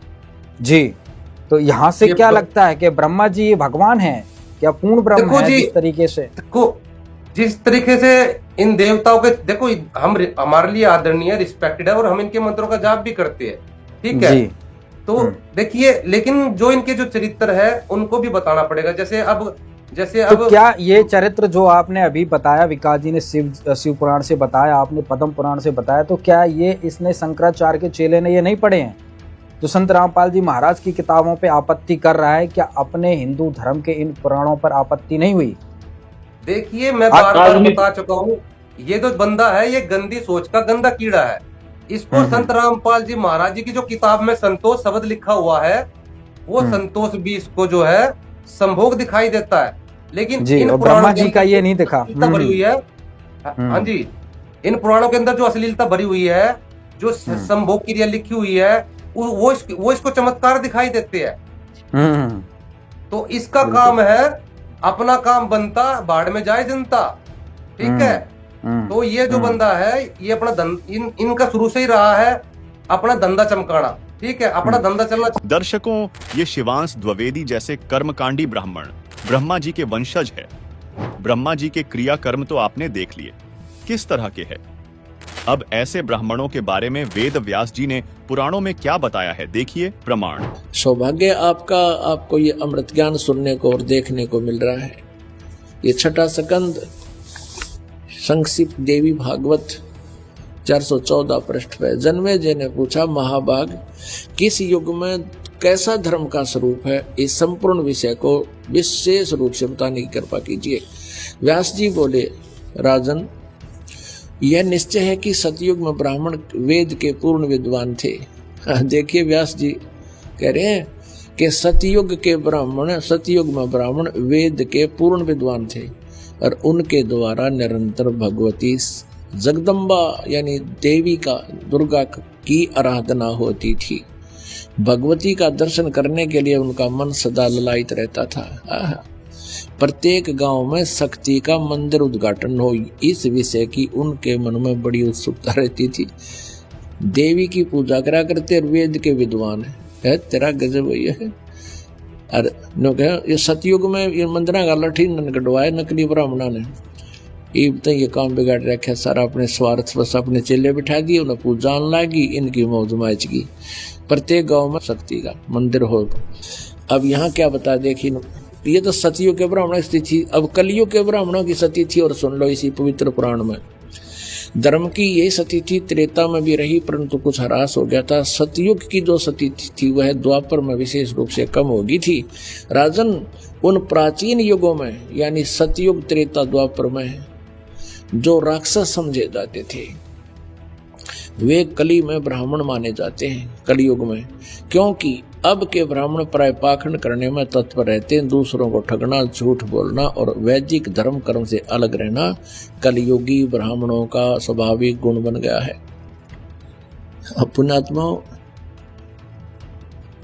परमेश्वर ने 600 वर्ष पहले कहा था, वेद पढ़े पर वेद न जाने, ये बाँचे पुराण 18, और पत्थर को ये पत्ते खुआवे, भूल के सिरजनहारा। वेद पढ़ने, वेद नहीं जाने, और ये बाँचे पुराण 18, और क्या कहेगा पता नहीं, लेकिन पुराणों में क्या लिखा हुआ है, ब्रह्मा जी अजरो अमर है, सर्वेश्वर है, महेश्वर है, इनकी कोई माता पिता नहीं, यही समृद्ध शक्ति है, और ये जन्मते मरते नहीं। और पुराणों में लिखा है ये जन्मते और मरते हैं, इनका तो जन्म और मृत्यु होती है। तो अब संत रामपाल जी महाराज जी ने क्या किया, इन्होंने जो है संत रामपाल जी महाराज जी ने हिंदू धर्म के लोगों को जगा दिया, ग्रंथों को खोल खोल के दिखा दिया, समझा दिया। अभी तक हमारे पूर्वज थे अशिक्षित थे, और इन्होंने क्या किया, उनको उन तक ये ग्रंथ पहुंचने नहीं दिए कि नहीं केवल ब्राह्मण जाति पढ़ेगी इन ग्रंथों को, और कोई दूसरा नहीं पढ़ सकता। लेकिन संत रामपाल जी महाराज ने जो है छोटी से लेकर बड़ी जाति तक को ये ग्रंथ पढ़ा दिए, तो इनको मुश्किल हो गई कि भाई तुम्हारा धंधा बंद होगा। क्यों? क्योंकि संत रामपाल जी महाराज जी के जो शिष्य है वो जागरूक हो चुके हैं, वो इनके पाखंड और अज्ञान और अंधभक्ति का हिस्सा नहीं रहे। वो इनको चंदा देते नहीं, वो इनको पूछते नहीं। पहले क्या होता था, हमारे पूर्वज इनको जन्म से लेकर के मरने के बाद तक इनको पूछते थे, जन्म होता तब बुलाते थे, शादी होती तब बुलाते थे, और मरने के बाद फिर बुलाते थे। लेकिन संत रामपाल जी महाराज जी के शिष्य ना तो इनको जन्म में बुलाते, शादी भी रामायणी आश्रम में होने लगी है, ठीक है, ना जब इनको पूछते, ठीक है, ना इनको मरने के पर्यंत पूछते, क्योंकि भूत पितर संत रामपाल जी महाराज के शिष्य से पूछते नहीं, क्योंकि हमारी गीता मना करती है, ठीक है, ये सब चीजें हमारी गीता में लिखा हुआ है, मना कर रही है हमारी गीता। तो हम जो है वेद गीता के आधार से चल रहे हैं, और इन्होंने क्या किया, वेद गीतों को अपना धंधा बना लिया था। तो अब इनको मुश्किल होगी कि संत रामपाल जी महाराज जी के शिष्य जागरूक हो गए, इन्होंने तो हमारा धंधा बंद कर दिया, लेकिन अगर पूरा विश्व जाग गया तो तुम्हारा धंधा बंद हो जाएगा, ठीक है। संत रामपाल जी महाराज विश्व को जगाने के लिए निकल पड़े हैं, विश्व को जगा रहे हैं, इन ग्रंथों को सभी को, इन ग्रंथों की सच्चाई को रूबरू करवा रहे हैं। और जो ये कुछ धर्म के ठेकेदार हैं, इन्होंने संत रामपाल जी महाराज जी को जेल में डाल दिया, और ये उनके ज्ञान को रोकना चाह रहे हैं, उनके ज्ञान का विरोध करना चाह रहे हैं। सच्चाई ये है कि इनकी दुकानें बंद होगी, हिंदू धर्म खतरे में नहीं है, इनका धंधा खतरे में है। बिल्कुल बिल्कुल। इसमें कुछ जो हमारा प्रकरण चल रहा था, इसमें कुछ और ऐड ऑन करना चाहेंगे? हाँ, इसमें एक देवी भागवत पुराण में, देवी भागवत पुराण में एक विष्णु जी का प्रकरण आता है, जैसे कि ये कहते हैं भाई बलात्कार के बारे में बताते कि बलात्कार, जबकि दुर्गा के साथ बलात्कार हुआ नहीं था, चेष्टा की गई थी लेकिन हुआ नहीं था, लेकिन इसने वहां चिल्ला चिल्ला के बताया बलात्कार हुआ। लेकिन इस देवी भागवत पुराण की दिखाता हूं मैं, इसमें प्रकरण है, इसमें जो है बलात्कारी कौन है पता लग जाएगा। ये संक्षिप्त गीता प्रेस गोरखपुर से देवी भागवत पुराण है। इसके जो है संक्षिप्त देवी भागवत में 9वां सकंद है, 9वें सकंद में जो है, और 726 पेज पे लिखा हुआ है, जो है तुलसी नाम की एक पतिव्रता स्त्री थी, ठीक है, तो उसका जो पति था वो शंखचूड़ था, वो मर नहीं रहा था, तो विष्णु जी ने क्या किया, उसका रूप बना करके उस तुलसी का पतिव्रता धर्म नष्ट किया, भंग किया, और यानी कि उसके पति का रूप बना करके उसके साथ जो है संभोग किया। और जब उसको पता लगा, तुलसी को पता लगा, तो उन्होंने जो है विष्णु जी को श्राप दे दिया। तो अब ये बताओ, किसी स्त्री को, यानी पतिव्रता स्त्री को अगर उसकी मर्जी के विपरीत आप उसके साथ संभोग करोगे तो वो क्या कहलाता है, आप खुद बताओ। बिल्कुल व्यभिचार है ये तो। नहीं कहूंगा, आप खुद बताओ, इस नालायक से पूछो, इस अकल के अंधे से क्या कहलाता है। अगर तुलसी जो थी, अगर उसकी सहमति होती तो एक अलग बात थी, लेकिन इसने जो है, तो इसमें जो लिखा विष्णु जी ने उसके पति का रूप बना करके उसका पतिव्रता धर्म भंग किया। अब कोई इसकी माता बहन के साथ में ऐसा कर दे तो ये क्या कहेगा उसके बारे में? जी, तो यहाँ देवी पुराण में ये बताया गया कि बलात्कारी कौन है। एक मिनट, हाँ विकास जी क्या कह रहे हैं आप, बताइए। तो ये तो बहुत बड़ी जानकारी दी वीर जी ने। यहाँ तो ये बताया है इन्होंने देवी पुराण में पढ़ के कि बलात्कारी वास्तव में कौन है। बलात्कारी वही तो जिसने बलात्कार किया। बिल्कुल। तो ये तो बहुत बड़ी बात है। आज मैं बड़ा अचंभित हूँ मैं इसको ये जो बलात्कारी के बारे में, क्योंकि उनके जो शिष्य हैं, वो जो है इसके जो टट्टड़ी गुंडे हैं इसके साथ जो आए हैं, वो बार बार बलात्कारी नामक शब्द का प्रयोग तो कर रहे थे, लेकिन अब स्पष्ट हो गया कि वास्तव में जिसने वृंदा का बलात्कार किया वही तो बलात्कारी हुआ ना। बिल्कुल बिल्कुल जी। नहीं, सबसे बड़ी अचरज की बात यह है कि जिनको ये भगवान मानते आए हैं, हालांकि संत रामपाल जी महाराज ने अपने सत्संग प्रवचनों में मेरे हिसाब से कभी कोई इन पे गलत टिप्पणी नहीं की है, बल्कि इनका सम्मान ही किया है। लेकिन आज जिस प्रकार से शंकराचार्य के चेले ने जो ये संत रामपाल जी महाराज को बदनाम करने की कुचेष्टा की है, तो आज हमारे डिस्कशन में तो ब्रह्मा विष्णु महेश के बारे में जो बातें निकल के आ रही हैं, ये तो बहुत ही निंदनीय और शर्मनाक घटनाएं पुराणों में जिक्र हैं। तो क्या इन पुराणों को जला देना चाहिए? वीर जी ने किया क्या है? वीर जी ने देवी भागवत पुराण खोल के तो पढ़ी है। बिल्कुल। और मैं तो प्रार्थना करूंगा भाई इस प्रकार से आप ज्ञान गंगा को भी पढ़ के सुनाएं। आप एक YouTube चैनल जो भी आपका है, आप इस तरीके से जिस तरीके से पूरा प्रकरण देखो, आप उसमें से कुछ लाइन ना पढ़े, जैसे वीर जी ने पूरा प्रकरण आपको बताया है, पूरा प्रकरण पढ़ के सुनाया है, इस तरीके से आप ज्ञान गंगा को पूरा प्रकरण पढ़ के सुनाए ना, और उसमें ये बताएं कि ये जो प्रकरण लिखा गया है इसको कहाँ से प्रमाणित किया गया है। इसे पूज्य कबीर परमेश्वर जी की वाणी से प्रमाणित किया गया है, इसे आदरणीय गिरिदास साहिब जी की, अमर ग्रंथ साहिब जी की वाणी से प्रमाणित किया गया है, वो वाणी लिखी गई है, इसे नानक साहिब जी की वाणी से प्रमाणित किया गया है, वैसे ही तो प्रमाणित किया गया है ना। बिल्कुल बिल्कुल। और ये तो हमारे जी एक जी हमारे सवाल भी जी, हाँ जी बताइए प्रकरण भी बता दीजिए आप। एक मोहिनी रूप लिया था विष्णु जी ने, क्योंकि विष्णु जी की बात चल रही तो मुझे वो भी ध्यान आया। तो मोहिनी रूप लिया था विष्णु जी ने जब अमृत कलश का कुछ बंटवारा था अमृत का, और वो देवताओं का राक्षसों का झगड़ा था आपस में, तो उस रूप को लेके शंकर जी उस वक्त काफी उत्सुक थे कि भाई वो रूप आपका कैसा था और मैं उसको जानना चाहता हूँ। तो श्रीमद जो भागवत हमारा है, सबसे बड़ा ग्रंथ है भागवत पुराण, तो उसमें अष्टम स्कंद में इसको बहुत अच्छे तरीके से बताया गया है। मैं चाहता हूँ कि इसका नाम तो शिवांश है, लेकिन ये शिव का अंश है, इस पे मुझे संदेह है, क्योंकि शिव का अंश तो हनुमान जी थे ना, और हनुमान जी जो थे शिव का अंश, तो शिव ने अपना वीर्य अंजनी माई के कान में स्थापित कर दिया था। शायद ये चीज आपने शायद सुनी भी होगी, या मेरे को दोबारा से बताना ही पड़ेगा। ये शिवांश थे हनुमान जी, और हनुमान जी जो शिवांश थे, तो क्या हुआ था कि एक बार अत्यंत अद्भुत लीला करने वाले तथा सर्वगुण संपन्न, ये शिव पुराण से पढ़ा जा रहा है जी, क्योंकि शिवांश की बात आ गई तो मेरे को एकदम एक बार अत्यंत अद्भुत लीला करने वाले सर्वगुण संपन्न उन भगवान शिव ने विष्णु के मोहिनी रूप को देखा। उस मोहिनी रूप को देखते ही काम बाण से आहत भांति शंभु ने अपने को विशुद्ध कर दिया, और उन ईश्वर ने श्री राम के कार्य के लिए अपने तेज का उत्सर्ग कर दिया। तेज का उत्सर्ग कर दिया। शिव जी के मन की प्रेरणा से प्रेरित हुए सप्त ऋषियों ने उनके तेज को राम कार्य के लिए आदर पूर्वक पत्ते पर स्थापित कर दिया। तत्पश्चात उन महर्षियों ने शंभु के उस तेज को श्री राम के कार्य के लिए गौतम की कन्या अंजनी के कान के माध्यम से स्थापित कर दिया। समय आने पर वह शंभु तेज महान बल पराक्रम वाला वानर शरीर वाला होकर हनुमान नाम से प्रकट हुआ। ये आपको शिव पुराण पढ़ के बताया गया है जी। तो ये है शिवांश।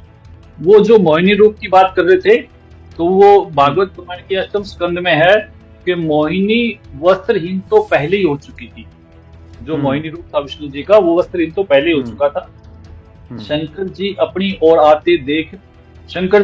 आते देख वो बहुत लज्जित हो गई, और एक दूसरे से वृक्ष की आड़ लेकर छिपकर हंसने लगती, परंतु कहीं भी ठहरती ना थी। भगवान शंकर की इंद्रियां अपने वश में नहीं रही। ये श्रीमद् भागवत पुराण पढ़ा जा रहा है अष्टम स्कंद, इसमें मेरा अपना कुछ नहीं है। वे कामवश हो गए, अतः हथनी के पीछे हाथी की तरह उनके पीछे पीछे दौड़ने लगे। उन्होंने अत्यंत वेग से उसका पीछा करके पीछे से उसका जूड़ा पकड़ लिया मोहिनी का, और उसकी इच्छा न होने पर भी इसको बलात् शब्द भी कह सकते हैं आप, उसे दोनों भुजाओं में भरकर हृदय से लगा लिया।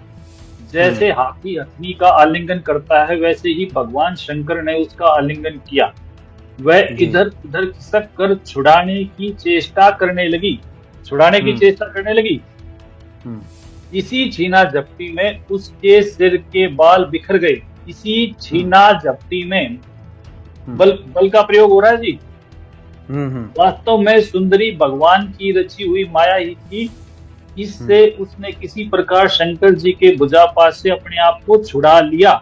बड़े वेग से भागी, नहीं भागती तो क्या हो जाता। भगवान शंकर भी उस मोहिनी वेशधारी अद्भुत भगवान विष्णु के पीछे पीछे दौड़ने लगे।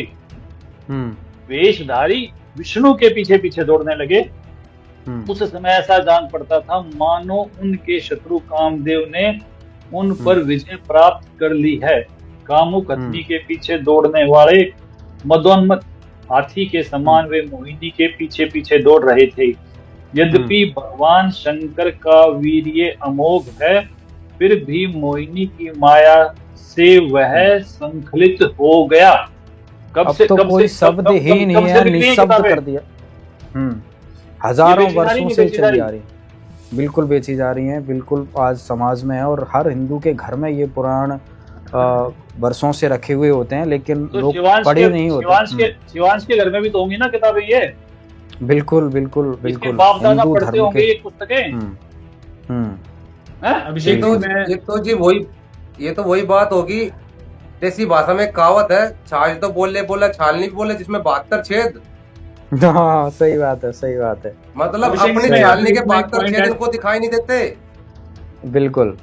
और संत रामपाल हम भी अपने दर्शकों से भी जी हम भी अपने दर्शकों से कहना चाहते हैं, हमारा कोई ब्रह्मा विष्णु महेश को अपमानित करने का कोई उद्देश्य नहीं है।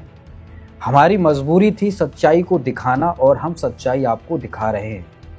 शिवांश द्विवेदी जो शंकराचार्य के चेले हैं, इन्होंने तो कसम खा रखी है कि हम झूठ बताएंगे, लेकिन हमारा फर्ज बनता है कि हम आपको सत्य दिखाएं, और वो सत्य जो कपोल कल्पित नहीं, मन व्याख्यात नहीं, बल्कि पुराणों से प्रमाणित, गीता से प्रमाणित, वेदों से प्रमाणित। अभी तक जो भी बातें की गई वो सभी प्रमाणित की जा रही हैं। आपको एक एक पुराणों से, वेदों से, गीता से प्रमाण दिखाए जा रहे हैं, जो कि आपके लिए पूर्णतः सत्य होने चाहिए। और शिवांश द्विवेदी जी से तो यही कहेंगे कि आप इस तरीके से हरकतें ना करें, क्योंकि इसमें नुकसान आपका ही है। जिनको आप पंचदेव मानते हैं, ब्रह्मा विष्णु महेश देवी गणेश को, और आप उनको ही सर्वज्ञ मानते हैं, उनको ही निराकार परमात्मा मानते हैं, तो आपके पंचदेवों की हालत पुराणों ने बता दी है जी। तो इसमें ना अभिषेक जी एक परम पुराण है, काफी आदरणीय पुराण है, और उसका अध्याय 72 है। तो मैं संस्कृत में नहीं जाना चाहूंगा, उसका अर्थ पढ़ दूंगा। तो इसमें बहुत ही मतलब एकदम मैं क्या कहूँ कि शायद मेरे लिए पढ़ना मुश्किल हो जाएगा, आपके लिए सुनना मुश्किल हो जाएगा। इसका अर्थ लिखा है कि कुब्जा अपने घर पर रात को सो रही थी। श्री कृष्ण जी वहां पहुंच गए और धीरे से उन्हें जगाया, और उन्होंने उसकी सोती हुई दासी को नहीं जगाया। श्री कृष्ण ने उनसे कहा कि निद्रा त्याग दो, मेरे साथ संभोग करो। ये ब्रह्मवैवर्त पुराण में लिखा हुआ है। ब्रह्मवैवर्त पुराण अध्याय 72 का है ये। हे सुंदरी, तुम पूर्व जन्म की रावण की बहन शूर्पणखा हो, और प्रिय तुमने पूर्व जन्म में मेरे राम अवतार के समय मेरे लिए बड़ी तपस्या की थी। अब तुम मेरे साथ सुख पूर्वक संभोग करो और मेरे लोक को प्राप्त करो। यह कहकर कृष्ण ने उसे अपनी छाती से चिपटा लिया, और उन्होंने उस कामुकी को नंगा कर लिया। ये ब्रह्मवैवर्त पुराण पढ़ा जा रहा है। और संभोग करने लगे तथा उसे चूमने लगे।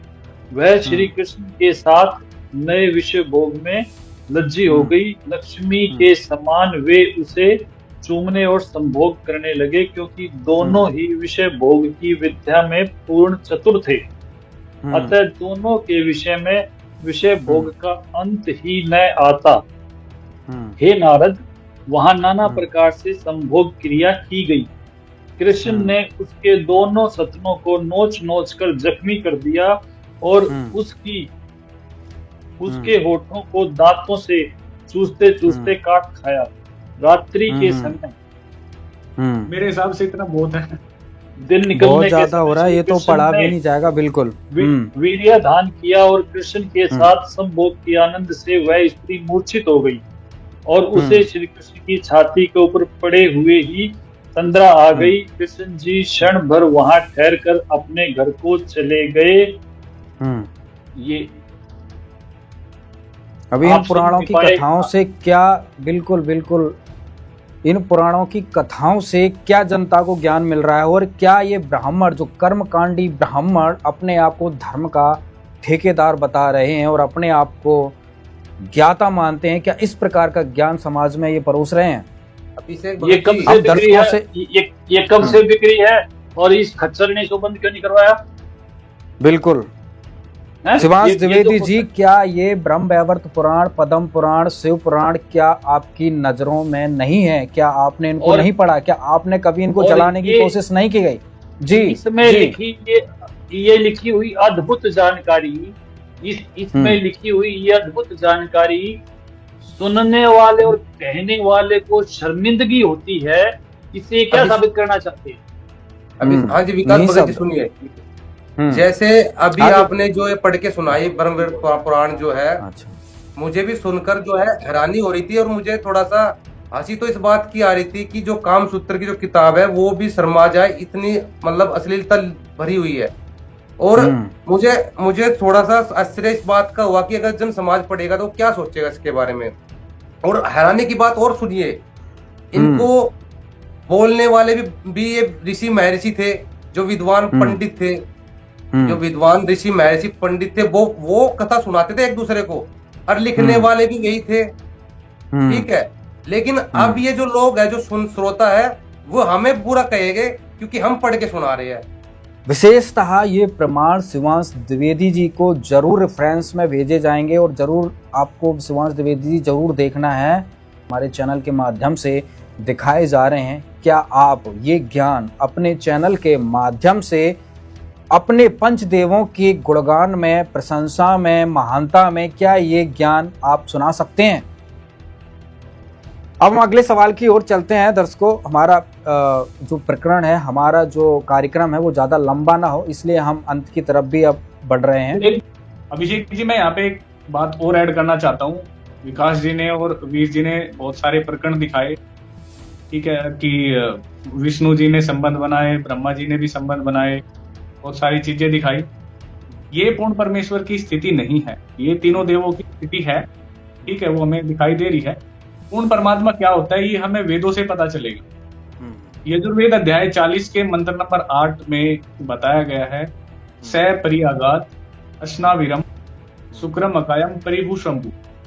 वो परमात्मा नाड़ी तंत्र रहित उसका शरीर है, शुक्रम अकायम है वो, यानी कि वीर्य से बनी 5 भौतिक तत्व रहित उसका शरीर है।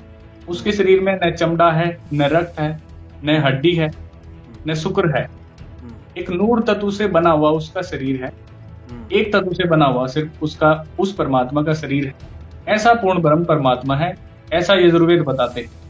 ये जितना सारा प्रकरण हमने बहुत देर से सुना है, सुना भी नहीं जा रहा था वैसे तो, लेकिन अब हमें बात करनी है पूर्ण परमात्मा की। पूर्ण परमात्मा कैसा है? पूर्ण परमात्मा ऐसा है, ऐसा वेद बताते हैं। ये होती है पूर्ण परमात्मा की स्थिति। और वो कौन है? वो कबीर साहिब जी हैं। वो सहशरीर पृथ्वी पर आए और सहशरीर चले गए। उनकी कोई पत्नी नहीं थी, उनके कोई पुत्र नहीं थे, उनकी कोई गृहस्थी नहीं थी, लेकिन जो कमाल और कमाली बच्चे थे उन्होंने लिए हुए थे, एक तरह से जिसको गोद लेना ऐसे कहते हैं, उन्होंने पाले वो अपने साथ में। वो शुक्रम अगायम परमात्मा है, वो है असली पूर्ण ब्रह्म परमात्मा, परम अक्षर ब्रह्म। दर्शकों, इस विषय में कबीर परमात्मा ने स्वयं गोरखनाथ से ज्ञान चर्चा में अपनी पहचान बताई थी। देखिए प्रमाण। अवधू अवगत से चल आया, अवधूत हे गोरखनाथ, मैं अवगत से चला आया, जिसके बारे में कोई नहीं जानता। तेरा ब्रह्मा जानता, ना तेरा शंकर जानता, ना विष्णु जानता। अवधू अवगत से चल आया, मेरा कोई भेद मर्म ना पाया। ना मेरा जन्म ना गर्भ बसेरा, बालक बन दिखलाया। काशी नगर जल कमल पडेरा, तहाँ जुलाहे न पाया। मात पिता मेरे कछु नाही, ना मेरे घर दासी। जुल्ला का सुत आण कहाया, जगत करो मेरी हंसी। मात पिता मेरे कछु नाही, ना मेरे घर दासी। ये जुल्ला का सुत आण कहाया, जगत करे मेरी हंसी। ये 5 तत्वों का धड़ना मेरा, जानो ज्ञान अपारा। सत्य स्वरूपी नाम साहेब का, ओहे नाम हमारा। अदर दीप सतलोक में, अदर दीप गगन गुफा में, तान निज वस्तु सारा। तेरा ज्योत स्वरूपी अलख निरंजन, वो डरता ध्यान हमारा। अदर दीप और गगन गुफा में, तान निज वस्तु सारा। तेरा ज्योत स्वरूपी अलख निरंजन, वो डरता ध्यान हमारा। हाड चाम लहू ना मेरे, हाड चाम लहू ना मेरे, कोई जाने सतनाम उपासी। तारण तरण अव्यय पद दाता, मैं हूँ कबीर अविनाशी। हाड चाम लहू ना मेरे, कोई जाने सतनाम उपासी। तारण तरण अव्यय पद दाता, मैं हूँ कबीर अविनाशी। बिल्कुल, आपने जो प्रकरण बताए बहुत बखूबी से समझ में आ रहे हैं और आज की जो जनता है, आज के जो व्यूअर्स हैं वो पढ़े लिखे हैं और वो सारी चीज़ें समझ चुके हैं। तो अब इसमें ज़्यादा डिटेल में हमें ज़्यादा जाने की ज़रूरत नहीं है, क्योंकि ये ऐसे प्रकरण हैं जो कि कहीं ना कहीं शर्मिंदगी हमें देते हैं और जो धर्म के ठेकेदार बने हुए हैं उन्हें इस पर विचार करने की ज़रूरत है। संत रामपाल जी महाराज के ज्ञान को सुनकर उस पर विश्लेषण करने की ज़रूरत है और उसको लागू करने की ज़रूरत है। मुझे तो नहीं लगता है कि पुराणों की कथाएं, ब्रह्मा विष्णु महेश की ये क्रीड़ाएं लोगों का मोक्ष करा देंगी। हितेंद्र अत्री जी, मेरा आपसे सवाल है, जिस तरीके से ये गुंडों को लेके और उस जगह पर पहुंच जाता है, एक पब्लिक प्लेस में पहुंच जाता है, वहाँ पे हुड़दंग करता है और जिस तरीके से वहाँ पे संत रामपाल जी महाराज के भक्त होते हैं और कुछ माताएं बहनें भी वहाँ पे महिलाएं भी होती हैं, जिस तरीके से वहाँ पे बदतमीजी कर रहे होते हैं, क्या ये जायज़ है? जहाँ पे ये स्टॉल लगी हुई थी, ये सब डिविजनल मजिस्ट्रेट के अंडर आता है कि वो परमिशन देते हैं, उसके बाद ही ऐसा कोई जो है हम स्टॉल लगाते हैं किसी भी कार्यक्रम में, चाहे कोई मेला है या कोई और कोई प्रोग्राम है। जो ये संत रामपाल जी के फॉलोअर्स जिन बुक्स को सर्कुलेट कर रहे हैं पब्लिक के अंदर, तो इनके बारे में ऑलरेडी गवर्नमेंट ऑफ इंडिया है जो ये सारा पूरा पता करवा चुकी है, तभी तो इनको कभी रोका नहीं गया। और आप देख रहे होंगे कि कुछ लोग, चंद लोग होते हैं जो विरोध करते हैं। बड़े बड़े आईएएस ऑफिसर, आईपीएस ऑफिसर जब उनके पास ऐसे मामले जाते हैं तो मुकदमा दर्ज करने के लिए भी मना कर देते हैं, क्योंकि वो उनकी नॉलेज में आ चुका है कि ये ऐसा कुछ भी नहीं है इसके अंदर।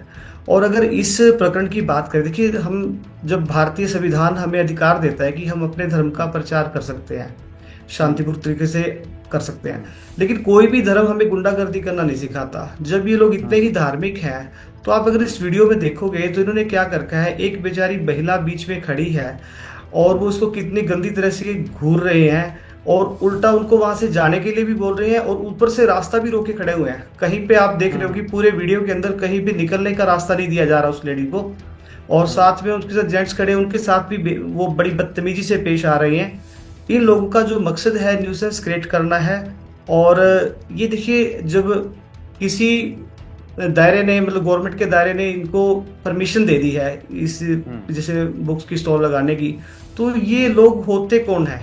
देखिए, एग्जीक्यूटिव मजिस्ट्रेट बोला जाता है एसडीएम को, और वो अपने जो सब डिवीजन में मजिस्ट्रेट होता है, जब उसने एक परमिशन दे दी, यानी वो कोर्ट का ऑर्डर हो गया, कोर्ट की परमिशन हो गई, तो उसको चंद मतलब गुंडागर्दी करके लोग वो ये बात बोल ही नहीं सकते कि आप यहाँ से इसको हटाओ।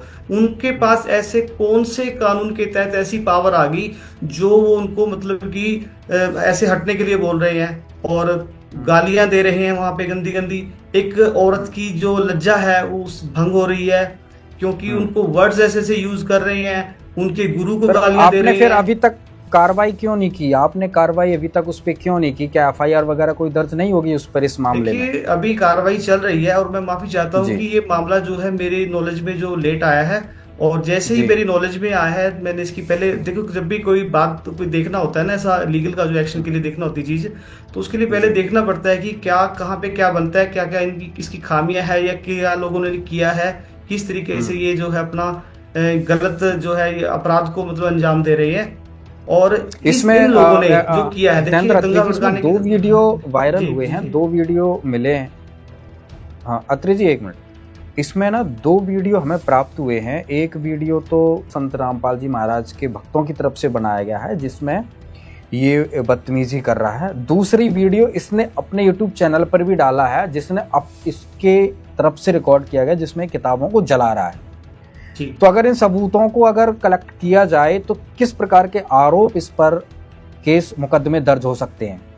देखिए भारतीय न्याय संहिता के तहत जो सेक्शन 298 से लेके 302 तक है अब, तो उसके अंदर जो रिलीजन के बारे में जो भी हम गलत करते हैं उसके बारे में प्रावधान दिए हुए हैं।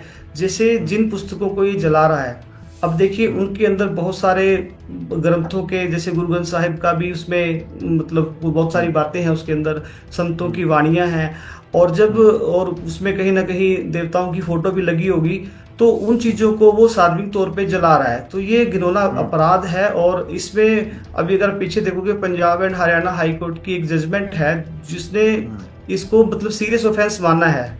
एक मेरे सीआरएम चल रहा था वहां पे, उसमें बताया उन्होंने बिल्कुल क्लियर करके जज साहब ने कि किस किताब को हेलो हाँ जी हाँ किस किताब को माना है?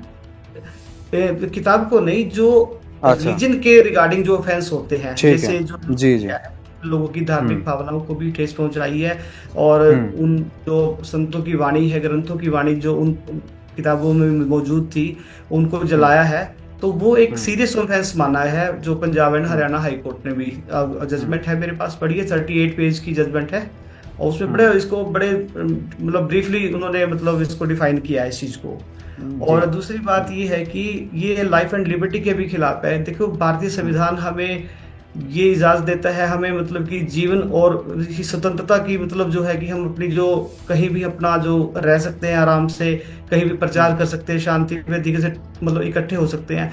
तो यहाँ तो ये उनके राइट्स को भी मतलब कहीं ना कहीं थ्रेट कर रहा है कि क्या, क्योंकि वो जो भी कर रहे हैं एक तो वो दायरे में आके कर रहे हैं, परमिशन के साथ कर रहे हैं, तो उसके बाद ये कौन होते हैं उनको मतलब जबरदस्ती हटाने वाले या गैर कानूनी तरीके से उनको अभद्र भाषा बोल। उसमें वीडियो के अंदर जी अत्री जी वीडियो के अंदर एक बजरंग दल का कोई जिला पदाधिकारी अपने आप को बता रहा है, उसका सहारा लेकर इस शिवांश द्विवेदी ने वहाँ पे जो हुड़दंग मचाने की कोशिश की है।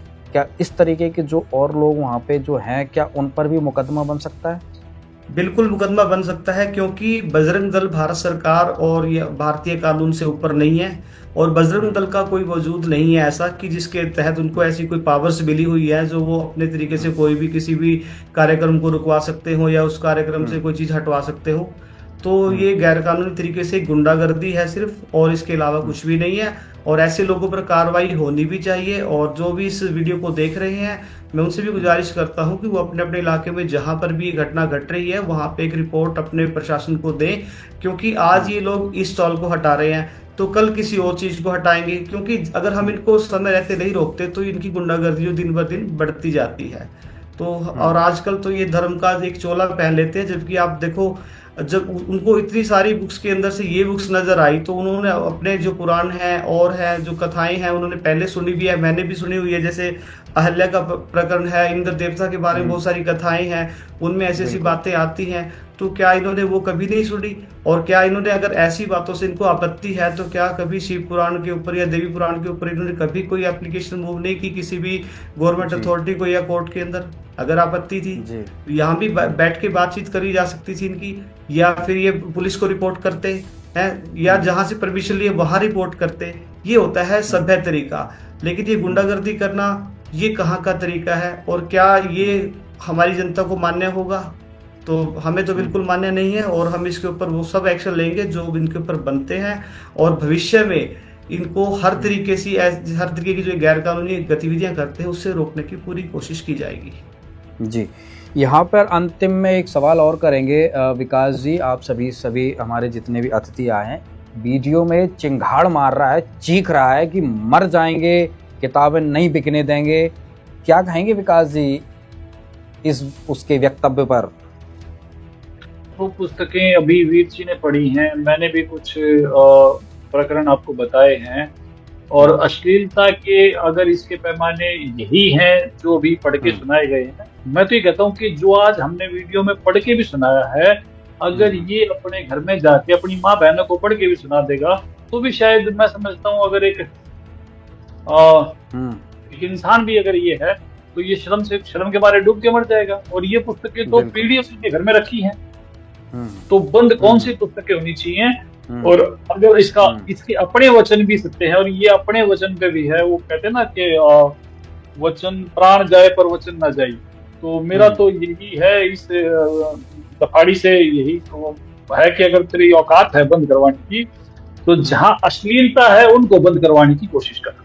अभिषेक जी, आपने अभी जो कहा कि इसको बुलाया था और ये नहीं आया, तो पंडों की इतनी औकात कबीर ज्ञान के सामने 600 साल पहले भी नहीं थी और आज भी नहीं है। बस पंडों को इस बात का हृदय घात हो जाता है जब उनसे अन्य कोई वेद, गीता, पुराण को पढ़ता है। ये इनके धंधे को ठप होने की, इनकी दुकानदारी को बंद होने की नौबत आ चुकी है। चारों शंकराचार्यों को आदर के साथ सदगुरु रामपाल जी महाराज जी ने आमंत्रित किया था कि आप आइए, आप अपना ज्ञान बताइए, हम अपना ज्ञान जनता के सामने बताएंगे। दो बार 2009 और 2012 में 2 बार इनको आमंत्रित किया जा चुका है शंकराचार्यों को। अब आप खुद सोचे कि चारों शंकराचार्यों को एक ही मंच पर बुलाया गया और आगे अपने ज्ञान को टीवी चैनल के माध्यम से जनता को बताने के लिए कहा गया, और चारों में से एक भी नहीं आया। क्यों नहीं आया? क्योंकि ज्ञान नहीं, अज्ञान है। पूजा तो करते हैं शिव के लिंग की है, और सामने कैसे ठहरेंगे कबीर ज्ञान के? अभी तो इन्हें ये भी नहीं पता कि शिव के लिंग की पूजा करनी है या शिव के मंत्र की साधना करनी है। और कबीर ज्ञान के सामने किसी की औकात नहीं है। ये घोड़ा तौब का है और ये मैदान करता चलेगा। और ये तो एक छोटा सा मैं कहूँ कि एक गली का गुंडा है, इसकी तो कोई औकात ही नहीं है किसी भी तरह से। और ये जो हरकतें कर रहा है वो तो शंकराचार्य के लिए भी शर्म की बात है कि कैसे कैसे नीच व्यक्तियों को उन्होंने अपना शिष्य बना रखा है। तो मैं तो यही निवेदन करूंगा कि शंकराचार्य जी, ज्ञान चाहे आपको हो ना हो, इंसानियत के नाते ऐसे मूर्खों का त्याग आप अवश्य करें। दर्शकों, संत रामपाल जी महाराज ने शंकराचार्यों को ज्ञान चर्चा के लिए आमंत्रित किया था। प्रमाण के लिए देखिए ये वीडियो। अब देखिएगा, हमने 11 अक्टूबर सन 2009 को इन सभी आदरणीय शंकराचार्यों से प्रार्थना की थी कि आप जी आध्यात्मिक ज्ञान चर्चा के लिए पधारें। लेकिन ये अपने आप को शायद महान समझते हैं और अपनी बेइज्जती समझी होगी रामपाल से गोष्ठीकरण में, लेकिन उस तरह नहीं तो इस तरह कर दिया हमने तो इनकी हिंदी। अब संसार आप समझ जाएगी जनता ये किसे एक शंकराचार्य है। ये देखिएगा, हमने इनके पास ये पत्र भेजे थे सभी शंकराचार्यों के चारों के पास। हमारा उद्देश्य प्रार्थना पत्र है, हमारा उद्देश्य विश्व मैत्री, समाज सुधार, आत्म उद्धार, भ्रमित जिज्ञासुओं को शास्त्र अनुसार निर्णायक सद्भक्ति पद्धति प्रदान करना, आध्यात्मिक ज्ञान चर्चा। सभी हिंदू धर्म के माननीय शीर्ष शंकराचार्यों व अन्य सभी आदरणीय आचार्यों से हार्दिक प्रार्थना है कि वे सतलोक आश्रम बरवाला, जिला हिसार, हरियाणा, भारत में एकत्र होकर आध्यात्मिक ज्ञान चर्चा करें ताकि भ्रमित भक्त समाज को सही दिशा मिल सके। उसके लिए हमने यहाँ से इनके पास प्रार्थना भेजी थी और इन्होंने सिग्नेचर दिए हैं। KS नारायण, एडमिनिस्ट्रेटर, श्री श्रृंगेरी मठ एंड प्रॉपर्टीज श्रृंगेरी, इतने। ये 16/8/2009 को ऐसे ये हमने सबके पास भेजा था। इन्होंने हमारे को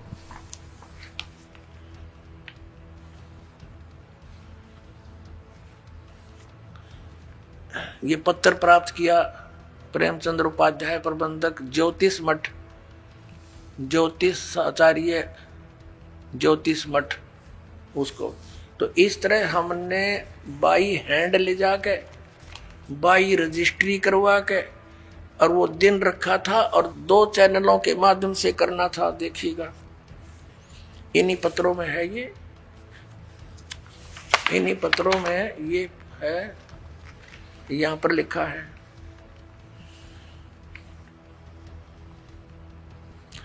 इस सर्व कार्यक्रम आध्यात्मिक ज्ञान चर्चा का सीधा प्रसारण सुप्रसिद्ध टीवी चैनलों जी जागरण, एक नंबर जी जागरण, दूसरा साधना पर 11 अक्टूबर 2009 को शाम 6 बजे से 10 बजे तक किया जाएगा।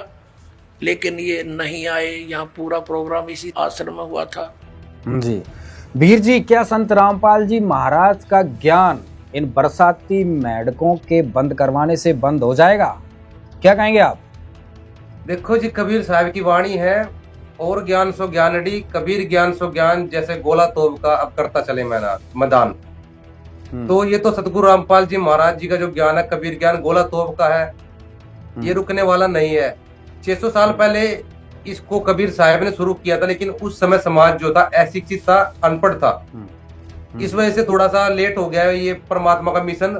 लेकिन आज जो है पढ़ा लिखा समाज है, आज सब समझ रहा है वो कि कौन सच है और कौन झूठ है। ठीक है, वो सब जानता है कि सच्चाई क्या है। तो ये जो शिवांश द्विवेदी है, अपने चैनल पे जब ये लाइव आता है, तो इसके जो चैनल पे है ना, ज्यादातर ट्रैफिक अपने भक्तों का ही होता है। इसके 2-4 रुम्बू जुम्मू से होते हैं, वो 2-4 वही हर बार इसके पास आते हैं। कोई इसके साथ नहीं है, सबको पता है, सबको पता है ये पूरी बकवास करता चैनल के ऊपर। कोई इसके पास प्रमाण नहीं है, कोई सच नहीं है, उवा बाई बकता है, किसी को कोई सॉल्यूशन नहीं देता। तो इसका एक चैनल, एक डेड चैनल है, बस खास कुछ अपने भगत है वो इसके चैनल को देख लेते हैं, बाकी कोई इसके चैनल को नहीं देखता।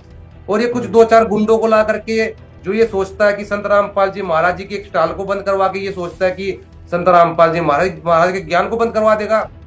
तो संत रामपाल जी महाराज जी ने संत रामपाल जी महाराज जी ने तो कहा है कि ये जो ज्ञान है, ये जो इस ज्ञान के सामने आएगा वो अंधा गधा होगा।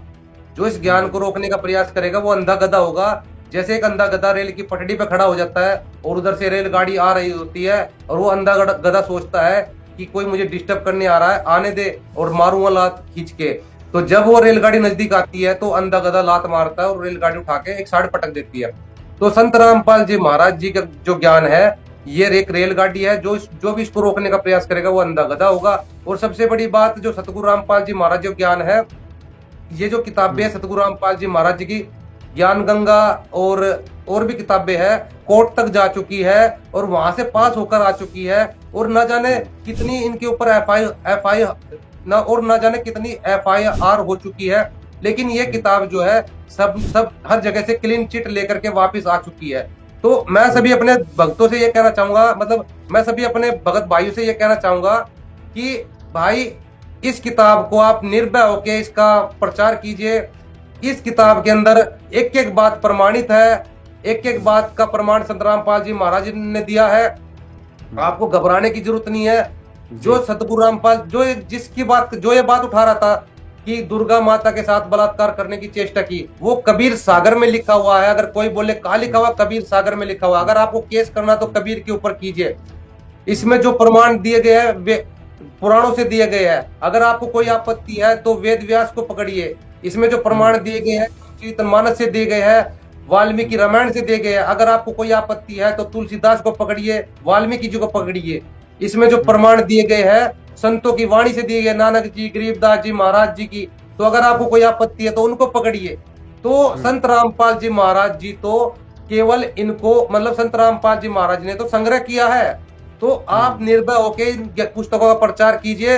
इन पुस्तक, ये जो पुस्तक है पाक पवित्र पुस्तक है, इनके अंदर कोई भी ऐसी अश्लील बात नहीं लिखी हुई है। और ये जो पुस्तक है कोर्ट तक जाकर के क्लीन चिट लेकर वापस आ चुकी है। तो निर्भय होकर प्रचार कीजिए और अपने हिंदू भाइयों को, अपने जितने भी मानव समाज के सभी धर्मों के भाइयों को जगाइए, क्योंकि जो आज हमारा जो समाज है आज जागरूक है, मतलब हमारा जो समाज है शिक्षित है, पढ़ा लिखा है। आज तक हमारे पूर्वजों को सच्चाई से दूर रखा गया, कोसों दूर रखा गया। हमारे पूर्वजों को गीता कह रही है कि भूत मत पूजो, पितरों को मत पूजो। हमारे इन लोगों ने जो है इन वेद गीता को धंधा बना लिया। हमारे पूर्वजों को भूत पूजवा के भूत बना दिया, पितर पूजवा के पितर बना दिया। यानी कि जी अब समय आ गया है, बिल्कुल बिल्कुल, अब जनता पढ़ लिख चुकी है, लोग समझदार हो चुके हैं, प्रमाणों को तो देख संत सकते हैं। रामपाल जी महाराज जो है लोगों की नजरों में इसलिए खटक रहे हैं, लोगों को जागरूक कर रहे हैं। संत रामपाल जी महाराज ने लोगों को जगाने का काम किया। हम भी कभी अंधभक्त थे, कभी हम भी इन्हीं के साथ खड़े हुए थे, हम भी अंधभक्ति पाखंड का एक हिस्सा थे, आज जागरूक हो गए। जी। और जी। हमारा जो ज्ञान है वेद गीता पुराण के आधार से है। कोई ये कहता हो कि वेद गीता पुराण से एक एक अपनी, मतलब हम जो है ज्ञान गंगा का एक एक श्लोक, एक एक मंत्र, एक एक वाणी इन शास्त्रों से मिलाकर दिखा देंगे और टिका कर दिखा देंगे कि विद प्रमाणित है। जी जी, बहुत बहुत धन्यवाद आपका। कुलदीप जी क्या कहना चाहेंगे अंत में आप?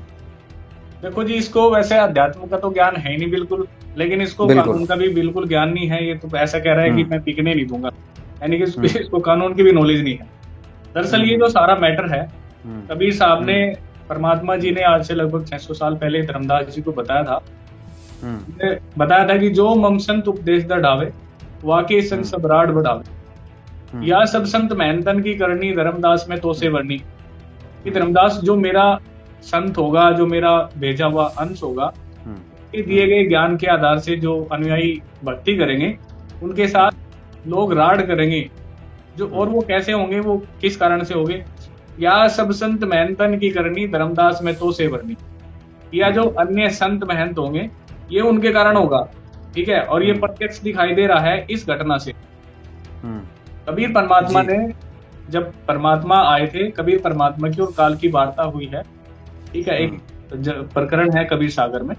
तो काल ने कहा है कि चलो ये तो मैं समझ गया कि आप ही ईश्वर हो और आप जाओगे भी, लेकिन एक वचन मेरा मानना। तो कबीर परमात्मा ने कहा बताओ भाई कौन सा वचन है तेरा? बोला पहले मेरे दूत जाएंगे, पहले मेरे चेले जाएंगे, उसके बाद आप अपना अंश भेजना। परमात्मा ने कहा ये भी बात तेरी मान ली।